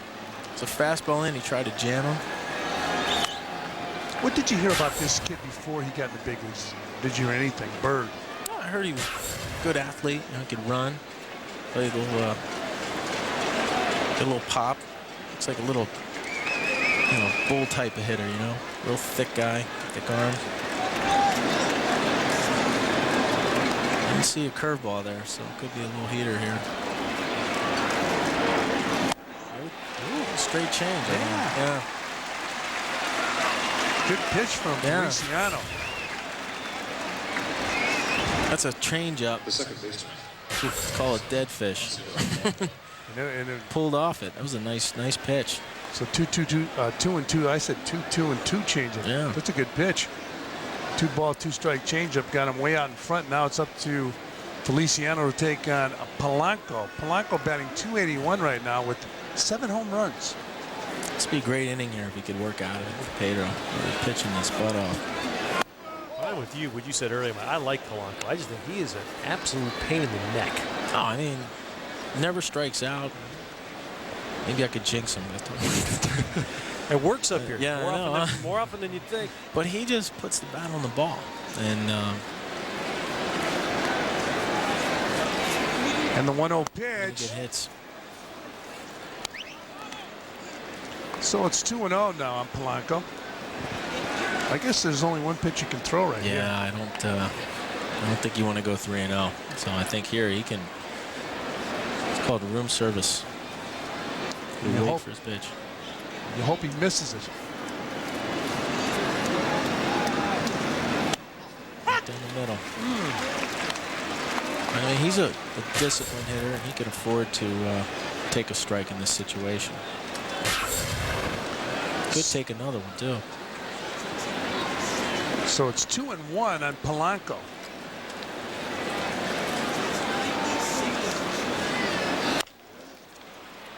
Ground ball to short. Reyes flips to first and just did get him. Looked like he had trouble finding the handle. So the Mets are out of a jam. They still trail by 6 runs as we go to the bottom of the 5th.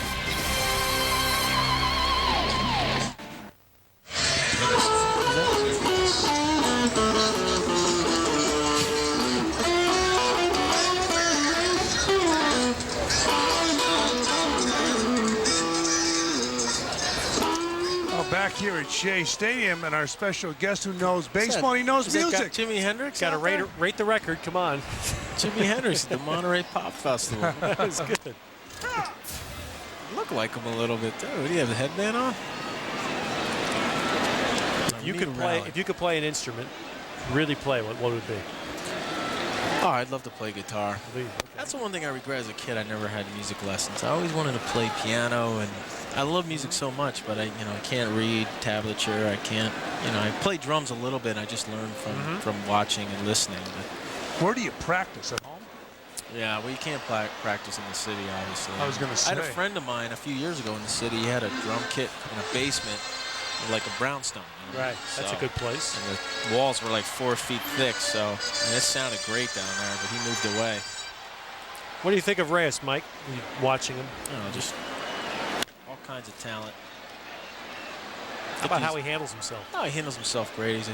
He's a good kid. He's got a good head on his shoulders and very talented. And now, obviously, he came up. He had that adrenaline rush your first couple of days, and now he's just getting a little anxious. I think swinging a lot of pitches and not working the count as much. And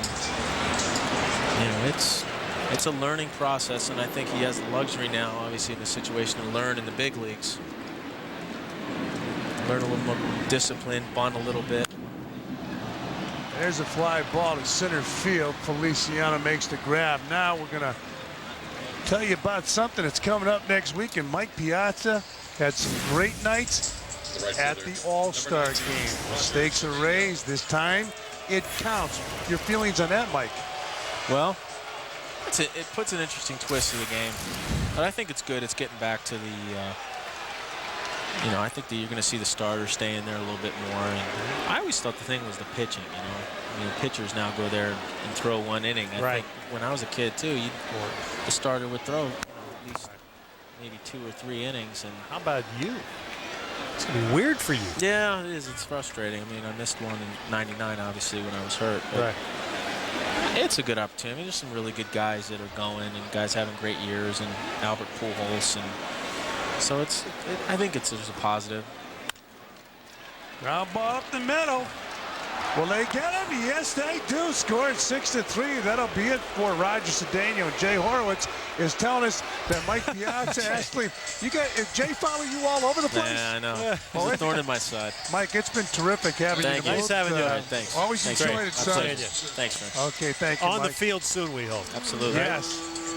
A little music will take us to our break. We'll be back. Thanks, Mike.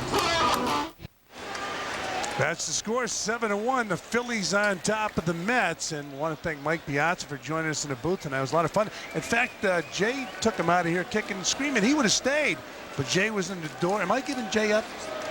Right under the bus. Kidding me? And now back in with the play-by-play, Ted Robinson. Well, I'll say one thing. It really is great. I mean, we obviously do this day in and day out, but to hear the perspective from someone who's still on the field, who's there with these guys, knows how to pitch to Jim Thome, whatever. I think that's fascinating. I learned about 27 things listening to him. He was terrific. How about Jay? Jay was waving to us. You know that old familiar wave? Yeah, exactly. Single finger wave. That's exactly right.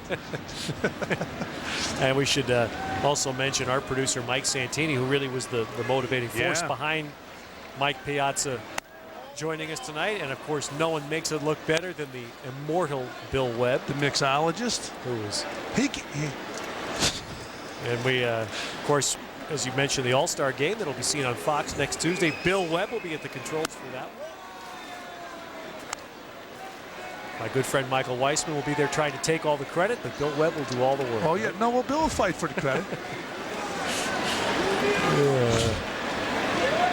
Yeah, how about the bolt that this guy hit his first time up off the sharp sign out left center field? And how about the fact Feliciano's back out on the mound? I mean, he has really shown something here. He did a great job to get out of that fifth without allowing a run. Yeah, he did a nice job. We had a shot at the bullpen, and he probably saw that shot and said, you know what?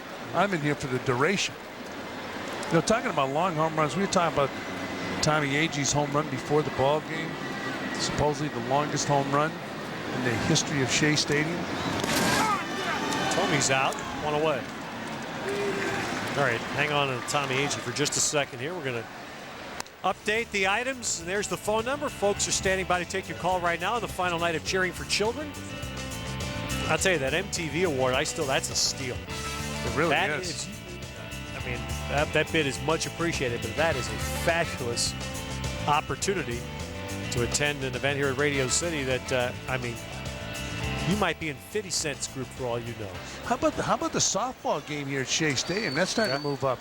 They'll be playing against the MSG Network All-Stars. How about Tom Glavine and Al Leiter? Go right a little bit.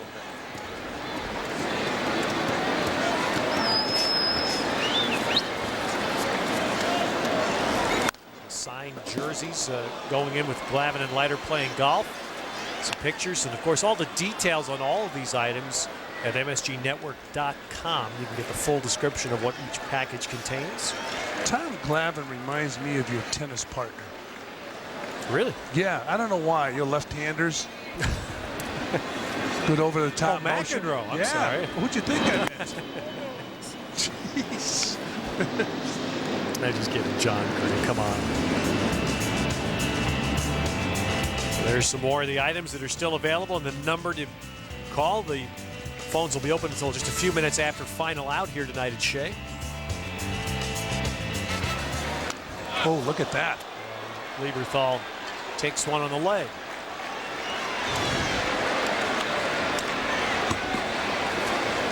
Feliciano's worked 3 2/3 innings. The right fielder. Oh, jeez, that had to hurt. No rubbing? They say there's no rubbing in baseball. I asked Don Baylor, did any pitcher ever hurt you when you got hit? He said only one. And you can guess who it is, Ted. Who said this now? Don Baylor. There's only one pitcher. Only one pitcher hurt him. He's a right-hander, and he hurt a lot of people. Threw a lot of hitters, too. I'm trying to running through my list of names. He was a Met at one time. Craig Swan. There it is.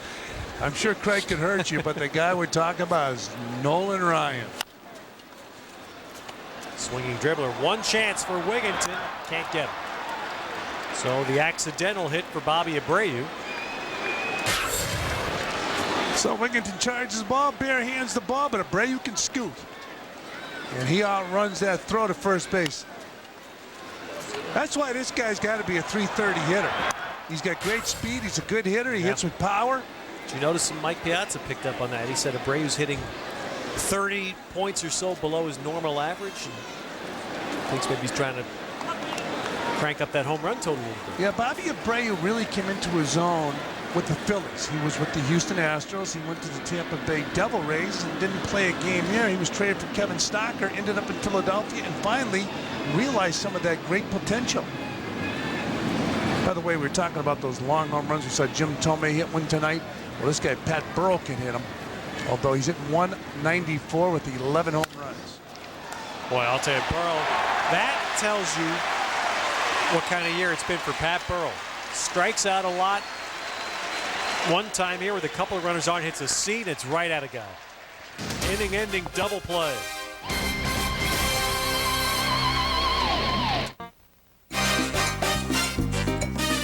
Join us on Friday, July 11th at Shea Stadium for the 7th annual Merengue Night, presented by Chevrolet and McDonald's. See the Mets battle the Philadelphia Phillies at 7:10 p.m. Make sure to stay after the game for a special concert by Los Hermanos Rosario, Eddie Herrera, and Alex Bueno. For your tickets, call 718-507-TIXX or log on to Mets.com.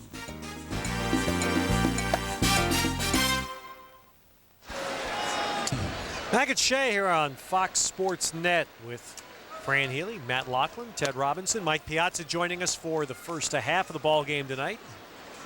At the very outset, Mike talking about the comeback and rehab, which is ongoing. He's starting to do a few things. And although Mike won't put a definite date or timetable on things, he mentioned that he can see the finish line. He's going to play sometime before this year's old. He almost has to, just to make himself feel good mentally. Absolutely right. Just to know that, you know, I'm swinging a bat, I feel good. Unfortunately, I was injured during the course of the year, but he was a Dodger, not in Brooklyn, but he can say, wait till next year.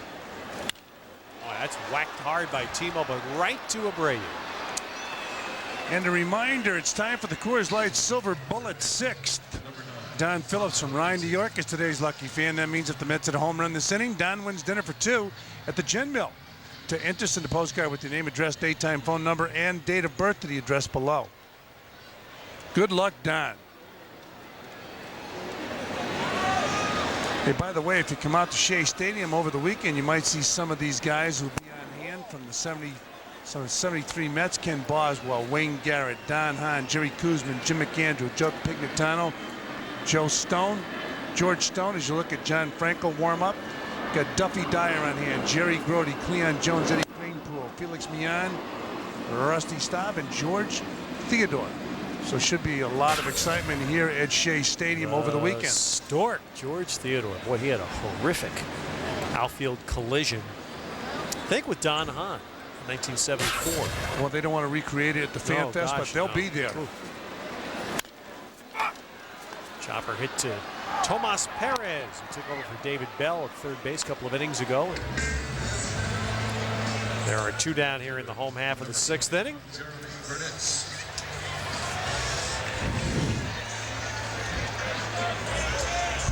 Right behind Jeremy Burnett, you see the sign for Jeep. And when you see that sign, you know what comes next. Your ride. You're right. No, you're wrong. What comes next is our Jeep game summary. Polanco and Thome, Lieberthal, Punto, all Phillies. Wigginton and RBI doubled in the first, but still talking about 10 minutes. Thome's home run the other way here at Shea Stadium.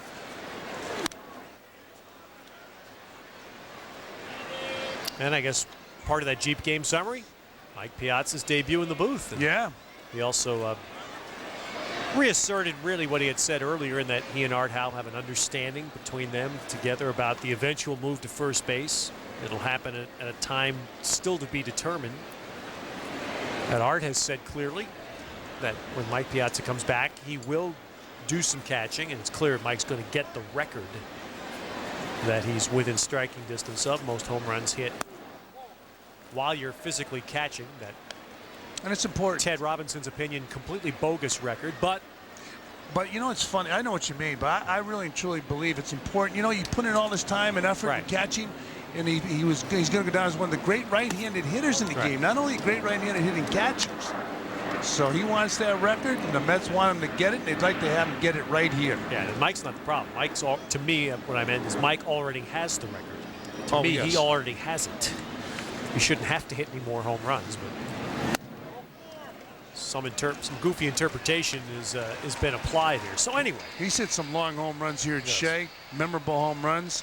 He hasn't hit that Price Waterhouse sign out there in left field. We were talking about that before the ball game with Don Polidori from Price Waterhouse, and that sign is yet to be hit.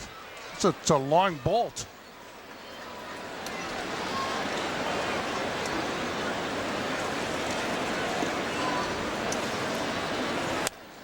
Well, the longest, as we take a look at METS.com, a reminder about the Ultimate Baseball website, and when you hear that theme song, it means log on to METS.com, and it's a great place to do some shopping for all your MLB authentics. We talk about home runs of Mike Piazza. The most memorable for me watching Mike Piazza is when there's that Price Waterhouse sign. That's a long way from home plate. We were talking about that down by the batting cage before the game. And it's going to take a bolt to get it up there. And then we talked about Tommy Agee's home run. Oh, nice play. Boy, I tell you, that ball stayed down. Tomas Perez, it hit the lip of the infield grass. Perez gets a well-deserved congratulations. That's a terrific play.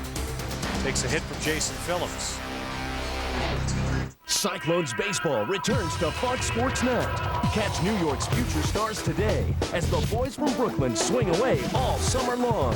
The Cyclones host the Auburn Double Days, Sunday at 5 on Fox Sports Net.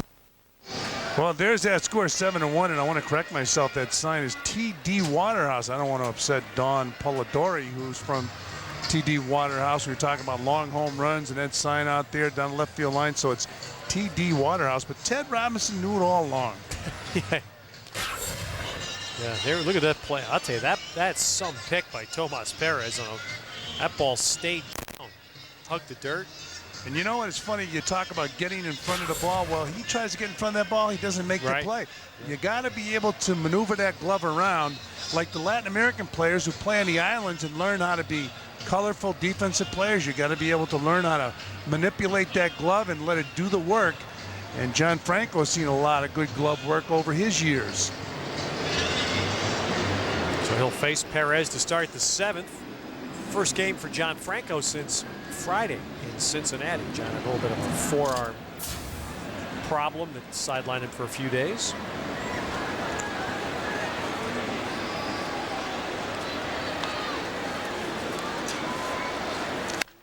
How about the softball game that can be played here at Shea Stadium against the MSG Network All-Stars? Ted, you might be the pitcher. 30 people now can play. That's great. I'll tell you, I've seen occasionally a softball game here. You don't see it very often because, you know, Major League Field, you want to keep it clean, but it's an exciting thing, and you can hit a softball. If you can hit it over the wall, you get some power. Well, I'll tell you something here in a second. As Wigginton makes a play here to throw out Tomas Perez.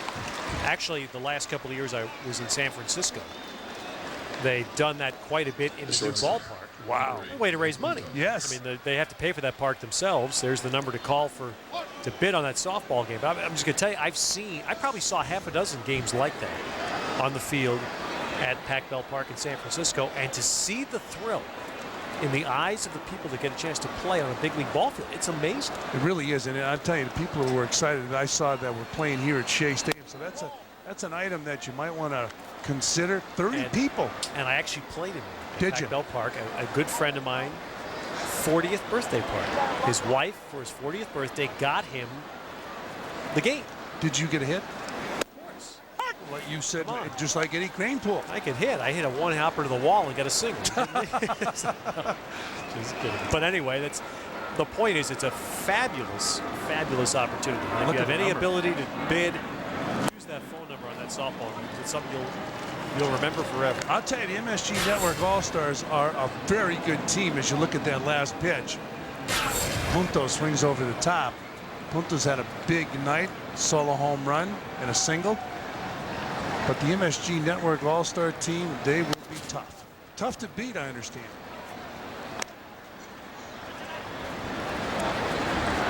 Did you play with Chris Spire? Yes, I did. My one fantasy camp experience. I batted a couple times against other fantasy campers. Then I batted against Chris Spire. 1, 2, 3, sit down. He said, this guy's not getting a hit off me. Nice play by Jason Phillips. Gets Punto 2 down. Well, you said growing up, the guy you could relate to was Eddie Cranepool. Absolutely. The pitcher. Speaking of first baseman, here's a kid that's done a good job at first base. Boy, oh boy. He's probably not getting enough credit for the job he has done here at Shea at first base. And in his dreams it was he was going to be catching here at Shea. Instead, he's playing first base. To me, that has to be some type of a mental adjustment for a player. Just that, you know, your dream was to catch in the big leagues, and all of a sudden you're in the big leagues, you're playing well, and you're playing first base. That was a forkball. Splitter.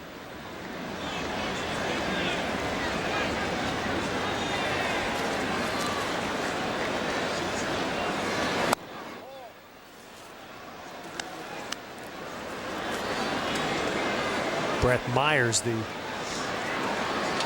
second-year starter for the Phillies. He's practicing his grips there. It's 3-0 now to Padilla. Well, Padilla's got the hat trick here, 3 strikeouts. John Franco not happy after throwing 3 balls to the guy.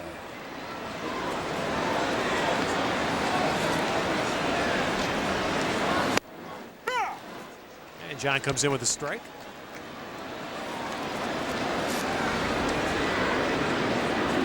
You know, I'm talking to Mike Piazza, and Pat Burrell was hitting bases loaded, 3-0 pitch. He was taking all the way. He walked. But I thought for sure Larry Bowe would let him swing. You're not going to let Padilla swing, except 3-1 and now 3-2. Look at that, 40, almost 43. John Franco. He's still got that fastball up in the high 80s. I'll tell you right now, he probably throws the ball harder now than he did 10 years ago. He's worked hard. I used to see him during the winter here at Shea Stadium. He still has that competitive fire, if you could read his lips. That's competitive fire. Padilla, Franco can't believe it. How can I walk that? Unbelievable. Well, if you're heading out to Shea this weekend, stop by the Mets Fan Fest presented by Chevrolet. It's right at basically the base of the subway ramp near Gate E. Open 2 hours prior to home games. There it is. It's a great new setup this year at Shea. So if it's your first time coming to the ballpark this year, make sure you stop by. And the players we talked about earlier will be out there signing autographs on Saturday. Should be a lot of excitement at the Fan Fest. Mentioned some of them like Jerry Kuzman will be out there. Eddie Cranepool. You might be out there with Eddie Cranepool. It was your man. I'm going to actually have a chance to meet him for the first time. There's Eddie. I'm going to meet him tomorrow for the first time. Terrific guy. I got a chance to meet him. All those 73 Mets will be in town. And it's really terrific. Willie Mays is going to have a chance to be here. Willie is not staying for the, unfortunately, will not be able to stay for the Sunday celebration here at Shea. But it's Wilson talking to John Franco. I'm not sure what that was about. Oh, okay, I'll tell you exactly what it's about. John Franco's upset at Kevin Kelly. So he wanted him to come out to break up the discussion. That's exactly right. That's what he wanted. He could say something to him about Mother's Day. Send him a card. Send him a card. That's right. There was a longtime NBA ref, Eddie Rush. Remember Ed Rush? Oh, sure. Longtime NBA ref and an announcer a few years back was broadcasting a game and got a little too involved in the team he was covering. And Eddie made a call against his team. Well, the old 2-out curse strikes. We'll get back to that. Marlon Bird. Marlon Bird flies out. 7th inning stretch here at Shea. John Franco really giving it to Kevin Kelly.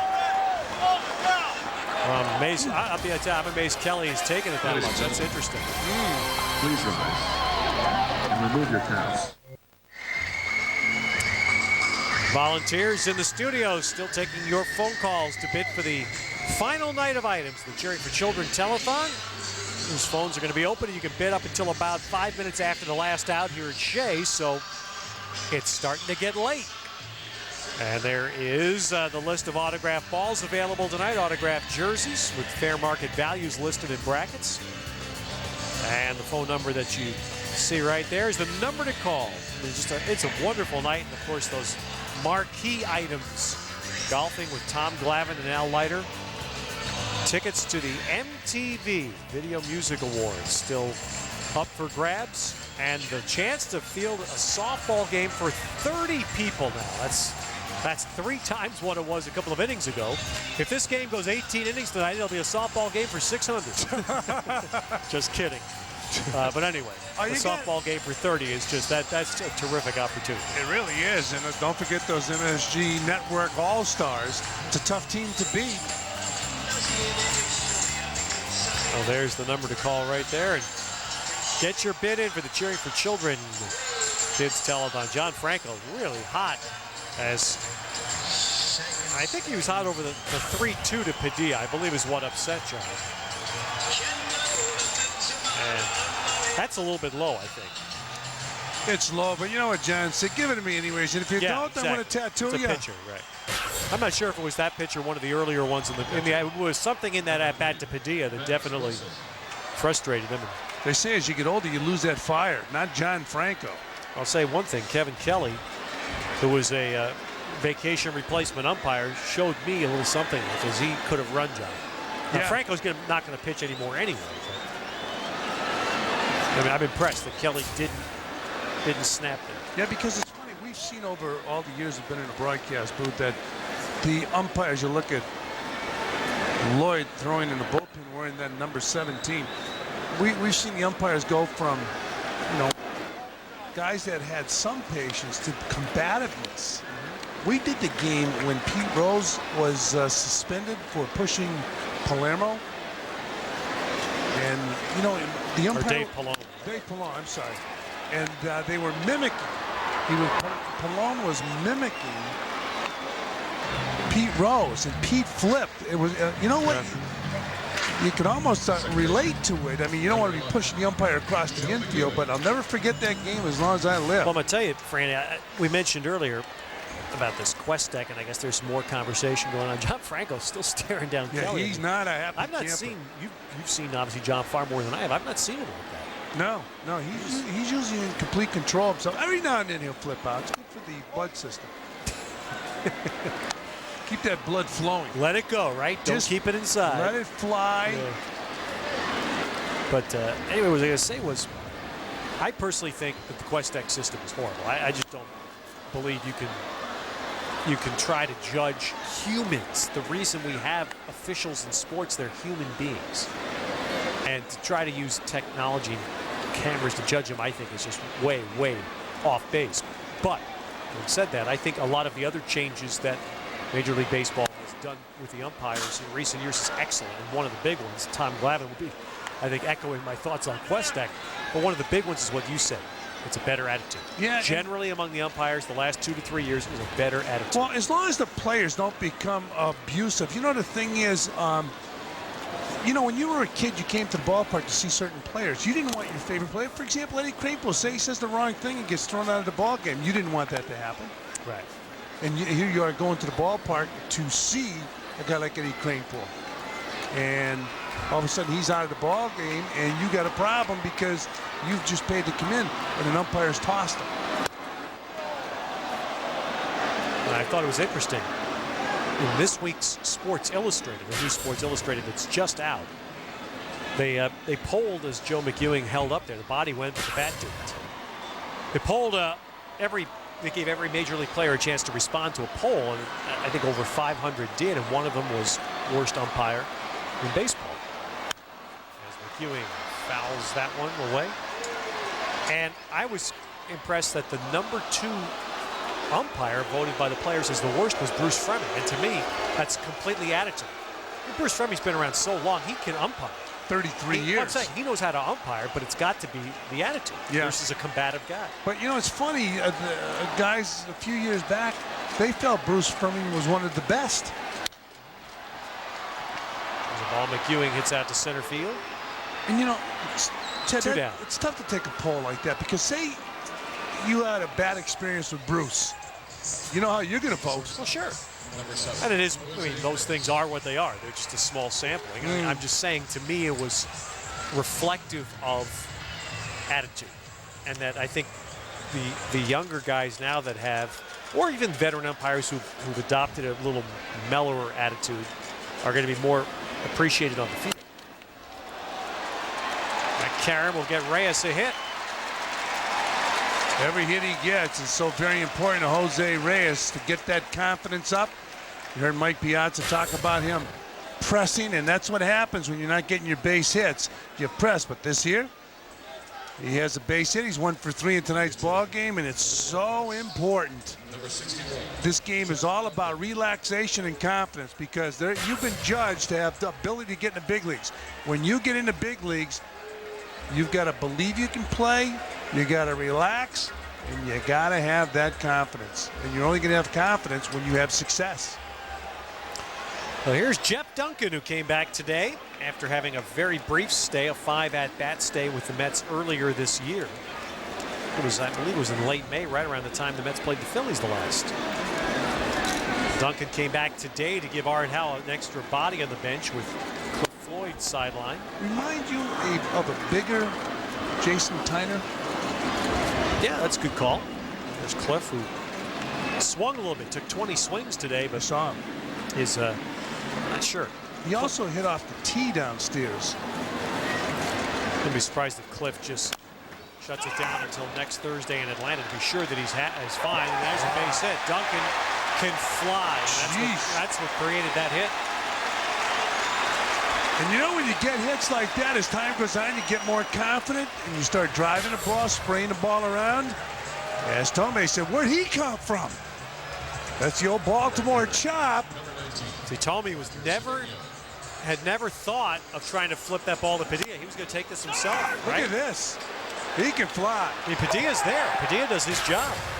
And Thome never thought of he was going to take it himself. I'm not sure he realized how fast Duncan was. He does now. That won't happen again. But we talked about Jason Tyner, who was the #1 draft pick, but the Mets drafted him as a #1 draft pick to be a leadoff hitter. Now they got Duncan, he's a big kid. He can fly, he can go get it in the outfield. Jason Tyner just got sent to the minor leagues just this week by Tampa Bay again. Joe Kerrigan talking to Padilla, and I was surprised that they didn't come out after Reyes' ball. Reyes' ball looked like it smacked Padilla pretty good on the leg. And he's going to pitch on here to face Cedeno with 2 on and 2 out. Phillies can move into a tie for the wild card. If they win, Real Cormier getting up in the pen. Arizona got clobbered tonight by San Diego, so the Phillies would have a virtual tie with the Diamondbacks for the lead in the wild card. I guess we're 90 games into the season now when we start talking about that. The Braves won again today in Chicago, so they streak onward. How about for Cal leading the game off with a home run?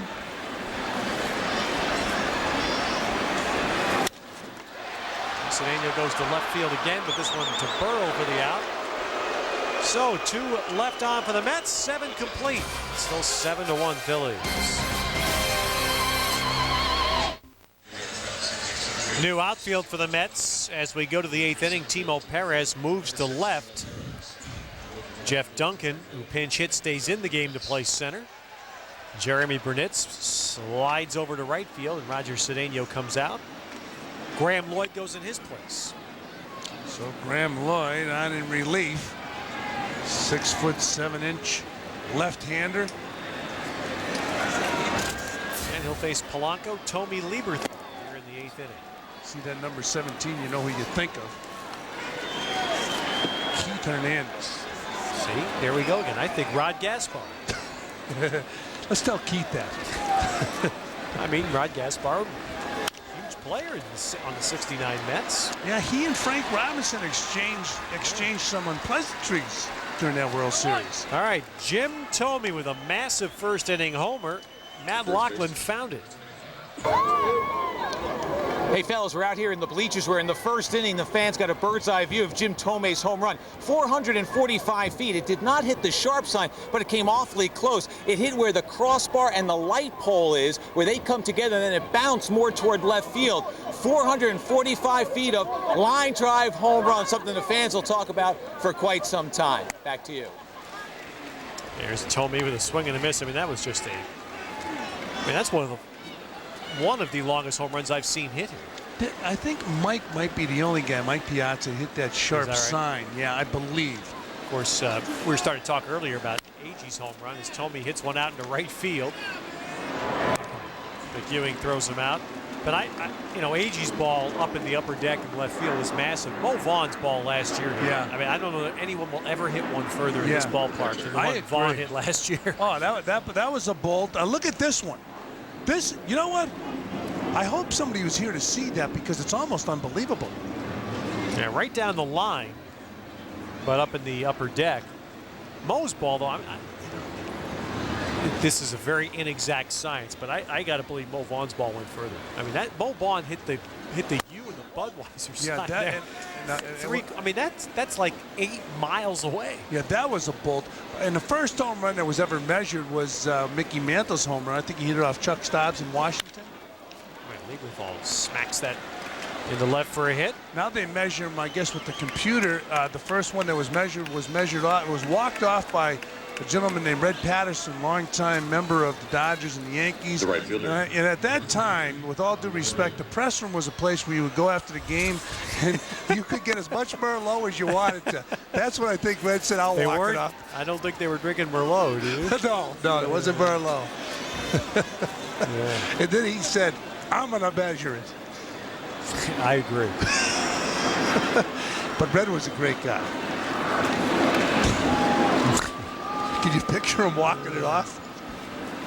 Yes, just not a home run. Strike one to Abreu. It's 2 for 4. And those were you often hear players lament the clubhouses aren't the same as These guys don't sit around and talk ball after games like they used to. Everybody goes off to their families, whatever. In the older baseball days was the same thing in press rooms. Oh, you would go in a press room if the owners would sit there, general managers, scouts, and they'd all sit there and talk ball all night. Well, there was also a reason. Of course, but it was a great, for someone coming up in my profession, great way to learn. Yeah. You learned a lot of baseball listening to those guys talk, particularly when they were motivated. They were motivated. One more for the road. Gray lines one. Duncan, good read on that ball. So Met bullpen has been outstanding. It's 6 1/3 scoreless innings under the pen tonight.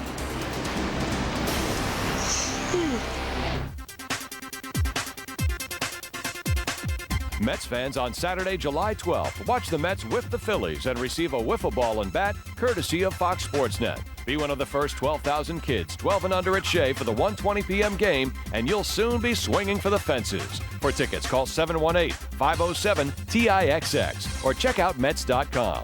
Wiffle Ball and Bat Day, July 12th. We'll see you at Shea.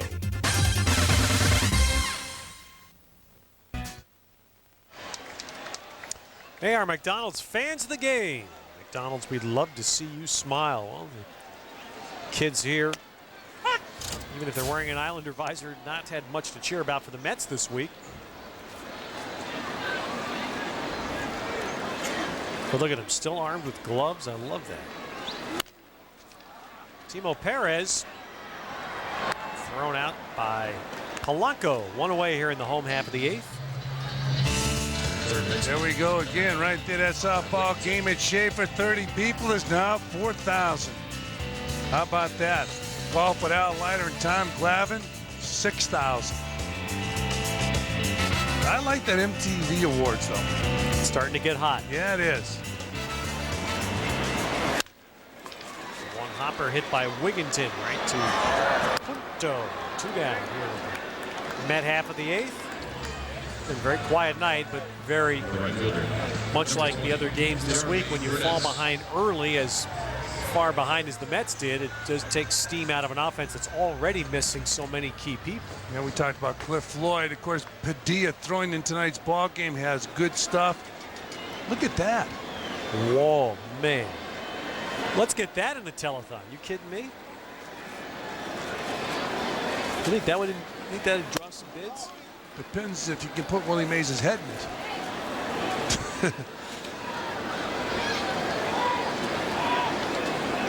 Look at that. Speaking of Willie Mays and speaking of hats, he would run out from under his hat. Burnitz hits one a long way. Marlon Byrd chasing, got there. Boy, Burnitz, another well-hit ball. It's about a 400-foot out. Well done by Marlon Byrd here to end the home 8th. Greg Louganis took the sport of diving to new heights. He was like poetry in motion. But he lived a double life. Take him off the board, he was a train wreck. Beyond the Glory, Sunday at 9 on. Our Fast Facts tonight brought to you by Panasonic, ideas for life. And it's a fast fact.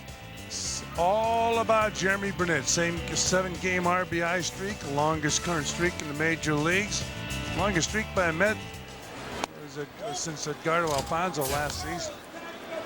It gives you an idea how well Burnitz has been hitting. And the Phillies of Vicente Padilla has silenced him tonight. Graham Lloyd on for the 2nd inning here in the 9th. Burrow, Perez, and Punto, the batters. Pat Burrow with a bases-loaded walk in the 2nd inning, singled in the 5th, and then lined into a double play in the 6th.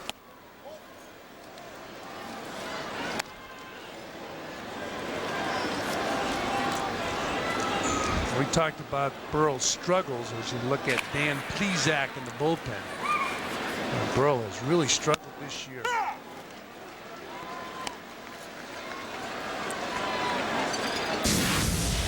So don't forget Tuesday night, MLB's All-Stars, or at least some of them, convene in Chicago. 8 p.m. for the All-Star game on Fox. You know what I looked up last night with the help of our great crew? As we were talking about guys get chosen. Mike Piazza, for example, not going this year in a weird circumstance. Robin Yount, Hall of Famer, 3,000 hits, 2-time MVP, strike 3 to Burrow. Well, I'll tell you, he's really got to be frustrated.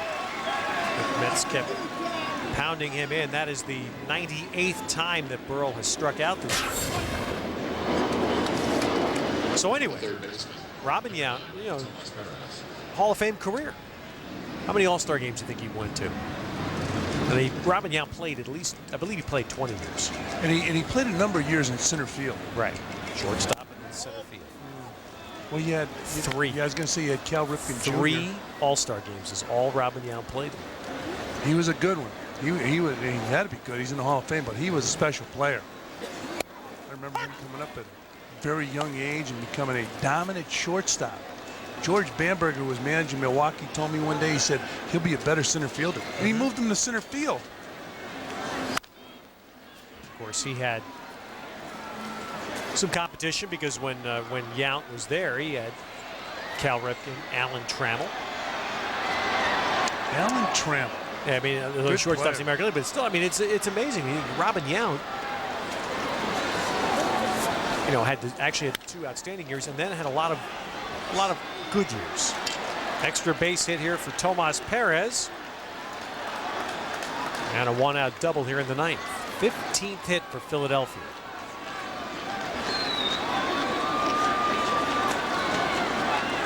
The Met bullpen has done a terrific job.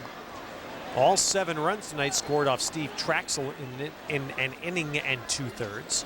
4 1/3 scoreless for Pedro Feliciano. 1 inning for John Franco. And Lloyd now in his 2nd.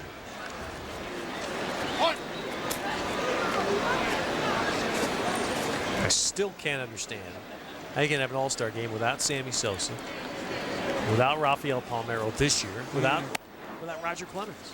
Yeah. Without Pedro. The fans want to see. That's what the fans want to see.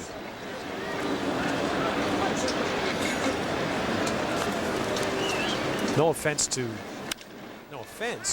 intended here, is that ball's driven out to Burnitz in right field, 2 down. You can tell me it counts all you want, and if Lance Carter's out there, fans aren't going to care. It's interesting, of course, on the side of players, as you look at cheering for children. Once again, look at that, $6,000 golf with Al Leiter and Tom Glavine. Got that softball game at Shea. Get your best players ready to go against that MSG Network All-Star team. Mike Piazza bat, it's moving up some more. Mets Suite, great place to watch a ball game. Padilla pops one up into shallow right. McEwing back to make the play, so we'll go to the bottom of the 9th at Shea. Get on those phones, folks. Time running out to bid on the Cheering for Children items. This Major League bomb is brought to you by Mohegan Sun, courtesy of Jim Thome. Impressive shot the other way. I thought it hit that sharp sign out there. It almost did. What a bolt off the bat of Jim Thome. That was the Mets bat in the bottom of the 9th. Padilla will try to become the 2nd pitcher to throw a complete game here this week. Horacio Ramirez of the Braves did it Monday night. And it's all the first 4 batters tonight. The Phillies got 4 runs out of the first 4 batters, and that, the way the Mets are constructed right now, makes it awfully tough. Plus, it takes the wind out of your sails when the opposition comes out smoking. And the Mets just don't have enough offense right now. That's right. To be able to come back very often from those kinds of early holes. Jason Phillips is 0 for 3 tonight. The Mets with 6 hits. The run came in the 1st inning. Single by Timo Perez and a double by Ty Wigginton. Jason Phillips out to left center. That's hit pretty well, and there's run number 2. Jason Phillips with his 5th home run of the year.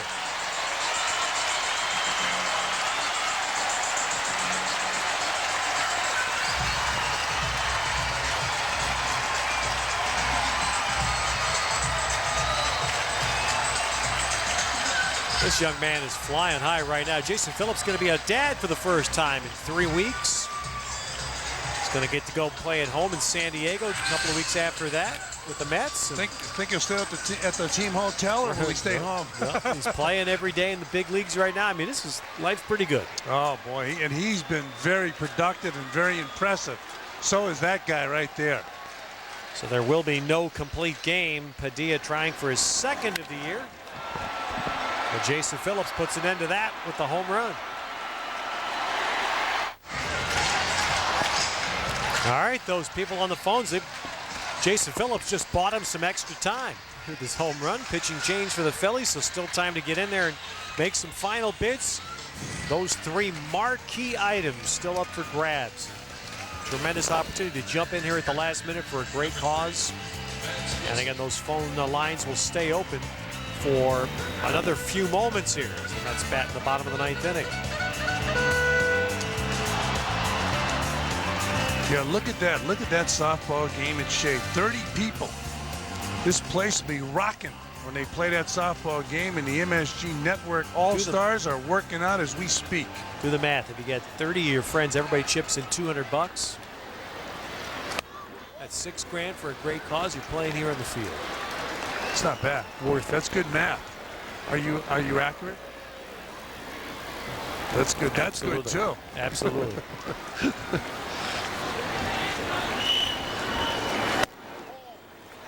2-0 now to Vance Wilson as Carlos Silva takes over for the Phils.